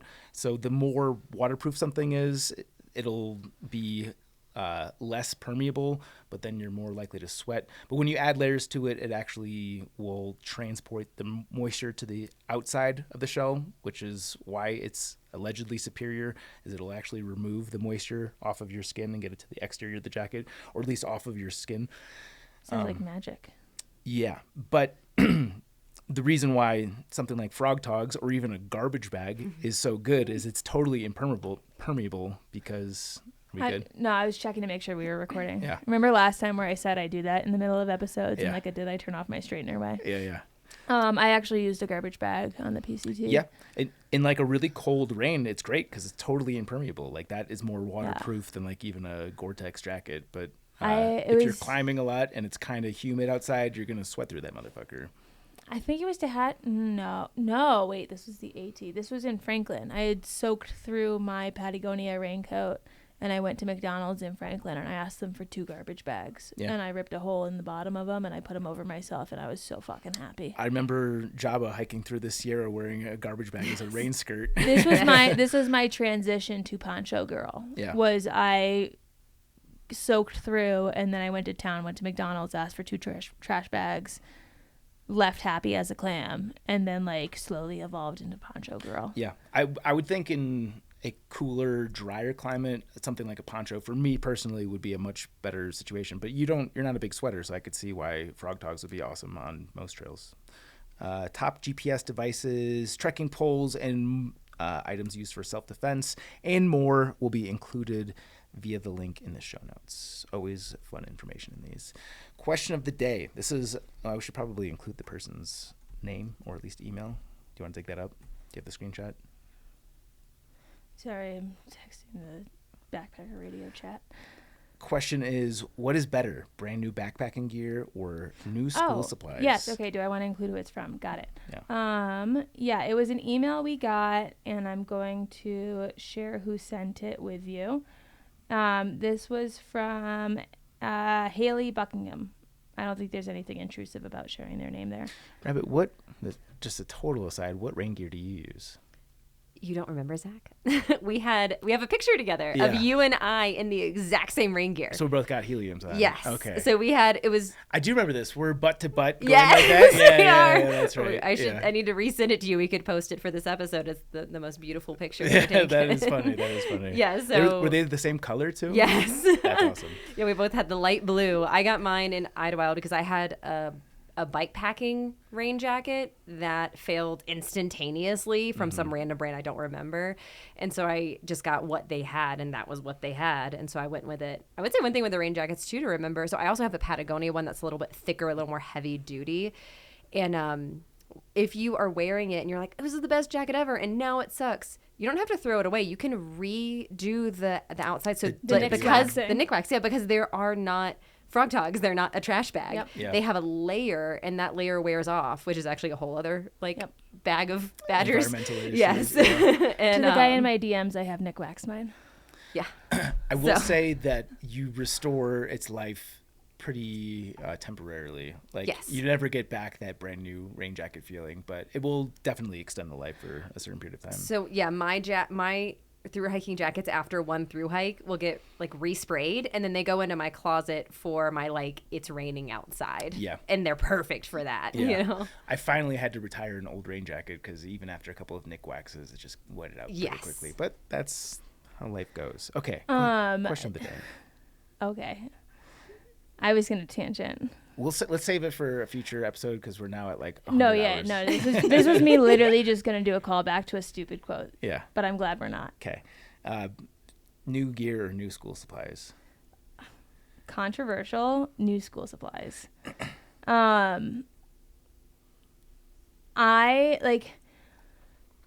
Maybe this is coming from a point of absolute privilege, which I am in. With this podcast, I get to test out a lot of new gear at no cost to myself, which I am very grateful for the ability to be able to do.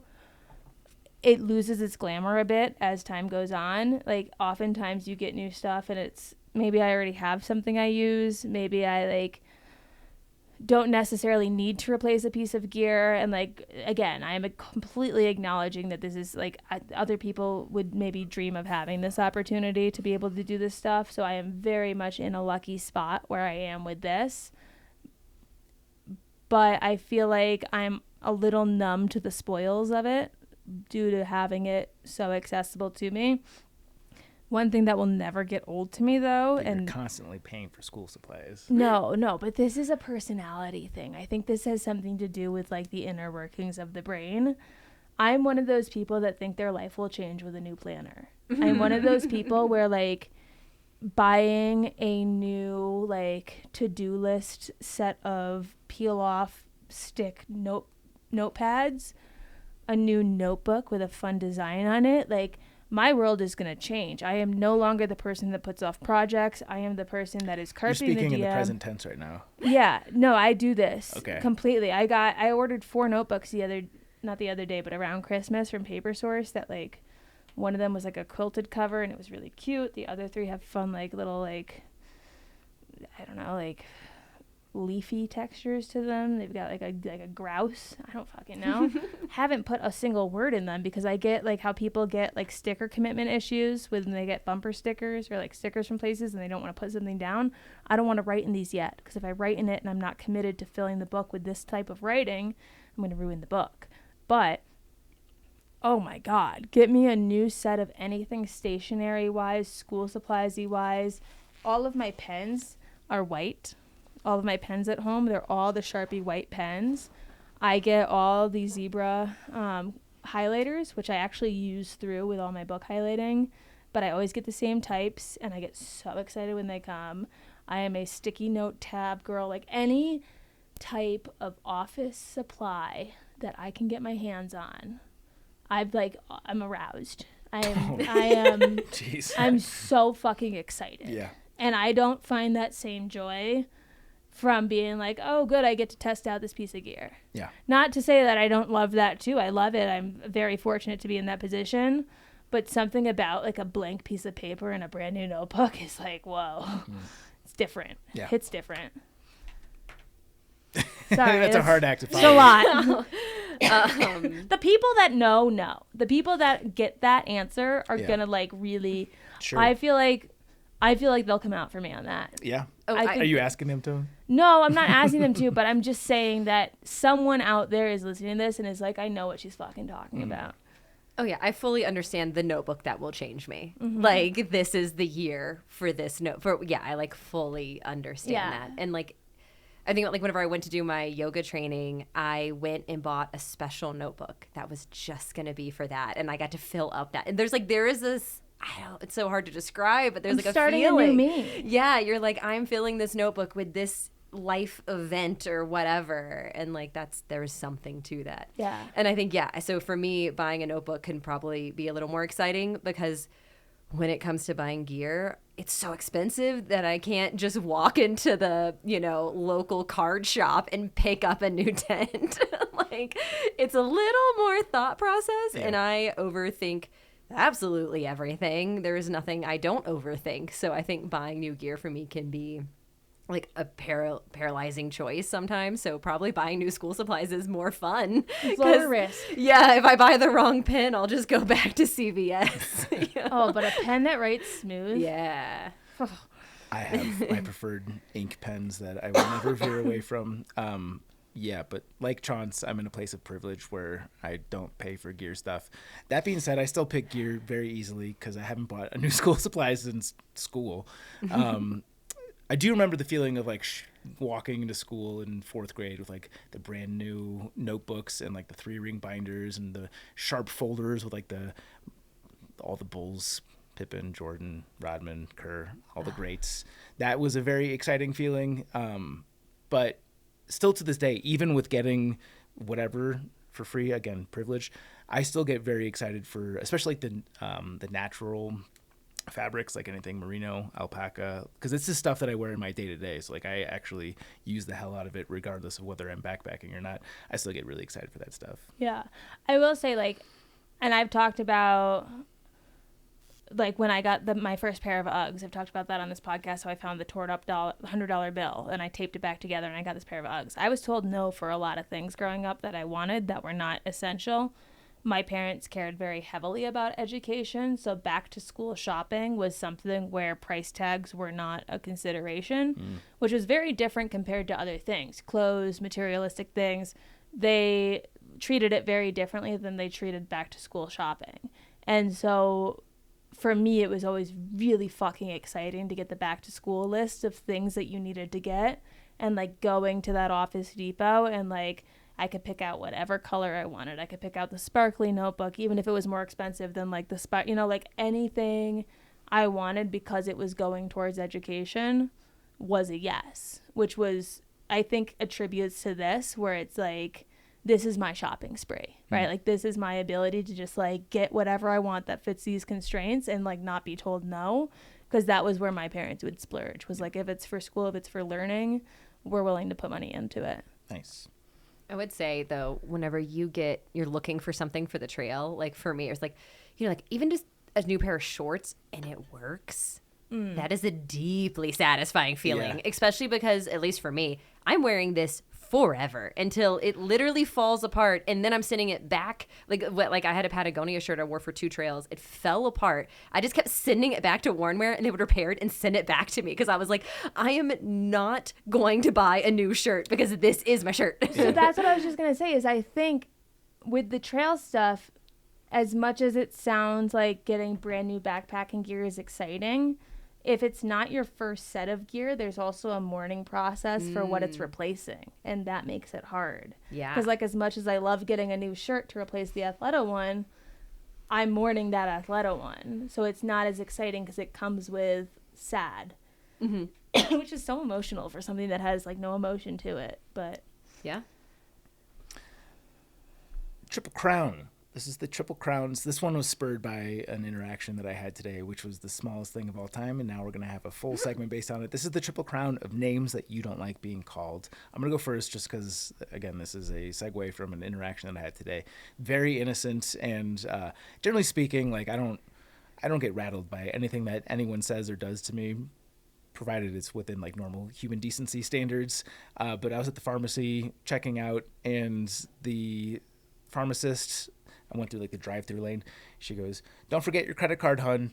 And just something about the way that she said it felt very condescending to me. And, this is usually something that I would just let roll totally off my back. I mean, I didn't say anything. I didn't actually engage with it beyond that. But it occurred to me that I don't like being called hun. So I learned something about myself today.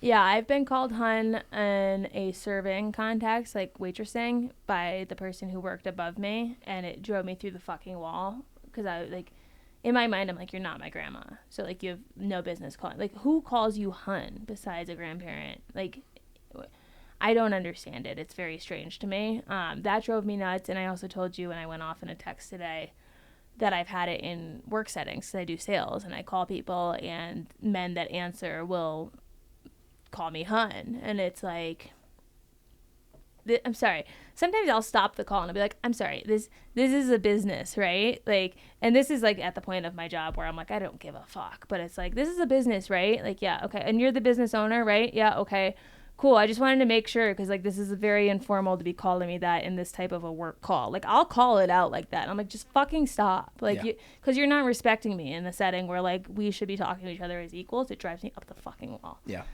I will add, this is all very context dependent, because if anybody with a southern accent calls me hun, I'm really into it. That's actually a good thing. So if you have a southern accent, hun off. But if you're old enough to be my grandparent, hun off as well. Okay. I like that. Sweetie. Sweetie's another one where like, or sweetheart.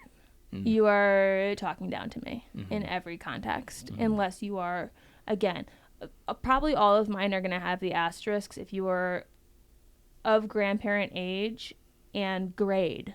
Like, I want you to be grade and frail. If you are those things, you can call me anything you want. Does it matter on the gender of the person delivering this, sweetie? An old man with a cane and bald and like wrinkled can call me sweetie. Well, I'm saying, what if it's like a woman in her mid-50s? I don't think she's grandma age. I think that... So that's offensive. Yeah. Okay. I would say so, because it's like, we're like... I would say we're both adults navigating an adult world. And like, yes, you're older, but you calling me sweetie is in a sense talking down to me. Sure. It's asserting your age over mine, which I typically don't appreciate. Yeah. But God, like, if certain people call, if I know you well enough, like, there's certain people in my mind where if they call me sweetie, I would just like eat it up, right? But like, I know you well enough at that point. But like, if you're just like raw dog and calling me sweetie, and like, I don't know you well enough to like have that rapport, I want to burn lasers through you with my eyes. Yeah. What you got for us, Rabbit? Mine were so much more like hyper specific. That works. Mine, I was thinking like trail specific too, because everyone calls me Rabbit because that's my trail name. Occasionally people try to call me Bunny. Ooh. And I'm like, that's not my name. Like, Yeah. I know Rabbit's not also my name either, but that's my name. And like, you're now calling me something totally different, and the context feels different. Sure. It's got like a Yeah. Playboy element to it. Something about There's it something is sexual weird. there. Yeah, like it's weird. In it, there's people whose like name are Bunny, and that's normal and fine. But like, that's not my name. And that I That's not my don't. name. Yeah. Where are you with the songs? And yeah, I like that definitely got to me. And then this is going to be slightly hilarious in context of the episode, because every now and then I would have, especially like younger guys, attached to me for all like the wrong reasons. They'd be like, help me with my laundry or whatever. And I'm like, ew. And they were like, you're Mama Bear. And I'm like, I'm not your mom. Like, Oh, hell weird. no. That is weird. Like, I'm not your mom. Like, Yeah. and these are like young 20s guys. Well, like you're like their trail mom. Is this like a work mom kind of thing? Yeah, it's like a how work you mom have type- the work mom. Yes. And so they were looking at me in this like weird motherly context. And I'm like, first off, we are like less than a decade apart. Like, I'm not your mom, and I'm not going to take care of you. And I feel like when you've just had a kid and you're like transitioning into being a mom, you're not used to being called mom enough for it to be nonchalant. Like I feel like I would say this was all pre-motherhood. Yeah. So I had this, I guess I had this thing. I wouldn't no. like that. And it's funny, I think now I still would not like that. However, if I'm out in public and there are like small children, I am like full mother mode. Like, come to me if you need help. They're crying. I'm like, I'm going to help you. Like, it's a totally different vibe when it's actual children. Yeah, I was gonna say. So, what was the age range of the people calling you mommy? Because that paints the picture very differently to me. I mean, were they actually kids, or these are like young 20-somethings? I'm talking about like on trail. These are adult men. Yeah. Okay. Yeah. They just aren't adults in the sense of adulting. Yeah. No, Pornhub has ruined people. Oh God, help. This one I think is more of like a, I would say this is more of a how I interpret it than how it's meant to be delivered. Yeah. If that makes sense. Oh, I think that for mine, all three of mine, definitely that's the case. I mean, with Hun and Sweetie, I stand by where I stand by with. I feel like you're kind of putting me down a bit. But when, this is fitting for Girl Stuff episode, but when girls call you girl, like, oh my God, girl, like, oh my God, like, you know, whatever girl, like, when they call you girl, I feel like it's almost condescending. Interesting. Like, I feel like I thought that was a way that girls connected with each other. I feel like it's fake nice whenever I get it. I feel like it's almost condescending, fake nice power move. And that is a projection that I'm making. I'm not sure that that's what it's meant as each time. And I think I'm making that assumption by assuming that each time. I imagine the gals in your sorority were dishing that out. This is just in my imagination. No, like the Obviously, I people wasn't I'm there. close friends with never call me girl. It's the people I'm not, and that's what leads into it. It's the people I'm not close with that are saying, like, calling me girl in a way to bring closeness in a situation where it hasn't been established, where something about it makes me feel icky, and I don't think it's malintent. But I hear it and I cringe. And I'm like, we are not close enough to be like, girl, girl, girl. So why are you doing it? And I think like this is like a me thing. Yeah. Because I don't think it's malicious. But for some reason, when someone's like, oh my God, girl, I'm like, why are you calling me girl? Just call me my name. Yeah. Good. My second one is stuck between two. Let's go with buddy. Oh, yeah, we're getting into the... I was wondering what you do for the guy ones, because it's like boss, champ, Yeah. chief, Anytime buddy, somebody calls you bud. buddy, that is an attack. They're getting ready to attack you. I've got a fun thing for this. Yeah. I know we're running long on time, so I'm going to try to be condensed, but still got to Everyone give the in my house listener is asleep. quality. Yeah. When we were in New England on the AT, there was like 5 or 6, 7 of us in our trail family. At the top of Moosalok, we all picked a different version of the champ, bud, sport, buddy, Pal was my other one. pal. We all picked a different one that was our term, and we hiked in a line, leaving Moosalok. And anytime someone would pass us, we'd all say our term. So we'd be like, hey, bud. What's up, sport? How's it going, champ? And we'd go through our line with every person, and everyone would say theirs to the person as they passed, and we were fucking dying. That's funny. Especially like if you cross people that were hiking in a group but separated. Yeah, I got to corroborate the stories. We'd repeat our every single one. We were like, we know what our name is. When we pass someone, we're saying I was like, I'm Champ, so I'm hey Champ. What's up, Champ? How's it going, Champ? And behind me it was like, hey pal, sup pal? Yeah. And like each person had a different one. We had such a freaking good time. Yeah, it's funny. My last one, and this, I wonder how many guys feel this way. Probably not many, but this comes from me being a fat kid. Is anytime someone calls me big guy, like I'm glad I'm past that now. I would also get offended. Yeah. And it's like I think it's a term of endearment most of the time. But yeah, I get big guy all the time. I'm like, man, I'm glad I got past that because otherwise that would really fuck me up. Yeah. I didn't think about this in that realm. I think if I had 20 more minutes to think on that, I could have a whole new set of answers as someone who's gone through heavier phases. My last one is going to be for the people. Okay. This one is not like an everyday one, but this is one that I think is kind of funny. I've talked about how I grew up in a neighborhood of all guys and like hung out with all guys growing up. And so when I was growing up, my nickname was Juju. And I got until about third grade where they were like, pick a more mature nickname. And I was like, I don't give a fuck what you call me at this point. And now I just don't care. It's like, pick whatever nickname you want to call me. But one Father's Day, the Star Wars movie came out with Jar Jar Binks that had like Anakin and the little speed racer, whatever that one was. Your boyfriend would be so mad that you don't know which one that is. No, he'll be fine. He'll live. But everyone after that movie came out, after seeing it, being obsessed with it, decided that Juju was no longer the right name to call me. It was now a play on Jar Jar Binks. I became Juju Boinks. And so everyone would call me Juju Boinks, and it would drive me up the fucking wall.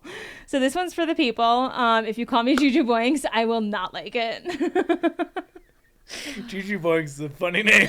Yeah. Objectively, it is a funny name. No, it's hilarious. But that one's just like to lighten the mood after like, a heavy episode of like standing up for my femininity. Don't call me Juju Boinks. I have to call you Juju Boinks from now on. It brings up memories. It is too funny. Yeah. The whole podcast is now rebranded. Yeah. Juju Sitting Boinks to my and left Zach Show. is hi, I'm Juju Boinks, aka Chaunce. Do you have a last one? I think that's the good one to end on. Okay, I that's think fair. that's where we end. Yeah, that's fair. Gotta end on a high. Let's save this voicemail since we're a little long in the tooth. Yep. You take the mailbag. Hey y'all, I'm just a junior in high school, but I want to hike the PCT in my gap year before college, and I've been listening to BPR for a year plus since I realized that I want to do it. I have been backpacking with my family since I was 7, and I'm about to go on my second solo trip. Just one night, but hard to find places to backpack where I live in the Bay Area. This podcast reminds me that I am not crazy and wanting to live in the woods with my life on my back for days, weeks, months on end. Well, maybe I am crazy, but at least I'm not alone in the thought. Thanks for inspiring me and everyone else who listens. Any tips for a young female backpacker would be amazing. Love you guys, Hattie. P.S. Would love a sticker. Rachael, if we can get her info and then do the sticker train, let's get her a sticker. But a couple things I love about this. A, you're a junior in high school and you're already so sure that you want to do this. B, as I was reading this after the first sentence, I assumed you were from Europe because you mentioned in your gap year before college, which I think is like a very taboo thing in the U.S. to take a gap year before college and very normalized in European countries. So I kind of just love seeing that that's something that people nonchalantly say now. Like maybe that ages me, but I kind of love that. And probably the best year to do it because when you go into college, you're a fucking idiot. And to have just an extra year to learn more about yourself before you put yourself in a situation where you're 100%. going into massive amounts of debt and like you have to commit to one track. Like, yeah, what a good time. If I went to college now, it would be for a completely different degree. For Like sure. I would go for something completely different. And what I did after I got out of college was fuck around and hike a bunch of trails, which then made it really hard to get into a job in my field because my experience since college was nil. Right? It's a good thing you found podcasting. Yeah, it found me. But I think this is a great idea. I think doing it in your gap year is going to give you a lot of clarity for what you want to do in college. And if you want to do that yet, I think there's a lot of older opinions that you need to immediately go into college after high school. And I think that that's not really the way the world is anymore. And not to say don't go to college, but I think taking a gap year to do something like this is going to really help you on your trajectory of what do I want to do next, and either solidifying that what you want to go for is the right choice, or maybe you want to like look into something different before you make that decision. That is a huge financial implication on your life. Tips for you in terms of a young female backpacker aspiring to do the PCT, I would say keep doing what you're doing. It sounds like you're immersing yourself in the culture. You're listening to this podcast, which has a lot of, I'm not pumping my own tires here. We have a lot of really great guests on here that have a combined like huge amount of backpacking experience. So for the guests alone, I think that's big. I think do your research, do your prep, toss the naysayers to the side if they're not supportive of it and they don't get it. Like, you know, they're the main character of their lives and you're the main character of yours, right? Like if they aren't into this, you don't live your life based on what someone else wants for theirs, because that's their life and yours is yours, and you're only going to ever have yours to go off of. And if this is something you want to do and you don't do it, you're always going to wonder, what if I had? And being a junior in high school, you're at the prime point in your life to fuck up. And you have very, very, very low cost to the effects of fucking up compared to if you were fucking up later in life. So I say do it now. Toss all the doubt to the side, and if it works, it works, and if it doesn't, you'll learn a lot of things from it. And you know, don't make it out to be bigger than it is. Just enjoy it, and either way, you know, succeed or fail, it's going to be a learning lesson, and you're going to get a lot from it. You want to know how I know you're old? Oh God. You said pumping my own tires. Is that old? It feels like an old person expression. I don't know. That feels like something like my uncle would say. You typed when you said it. Did you look it up? No, I actually was not looking it up. I was typing. I was giving a recommendation for a blogger on the Trek who I believe hiked the PCT last year as a 19-year-old. Oh. So if you're looking for some direct inspiration, shout out to Journey Fleischman. We'll include the link to her Trek profile on the website. But it sounds like she's blazed the path that you're looking to follow. So definitely go check that out. Is that an old person thing? I actually have no idea. It just feels I don't know. like I'm full of doubt now. I like it.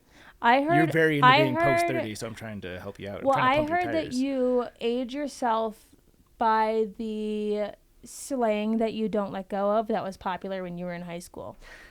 For example, Do young people say cool? Because I say cool a lot still. I don't know if I think cool is just like a word.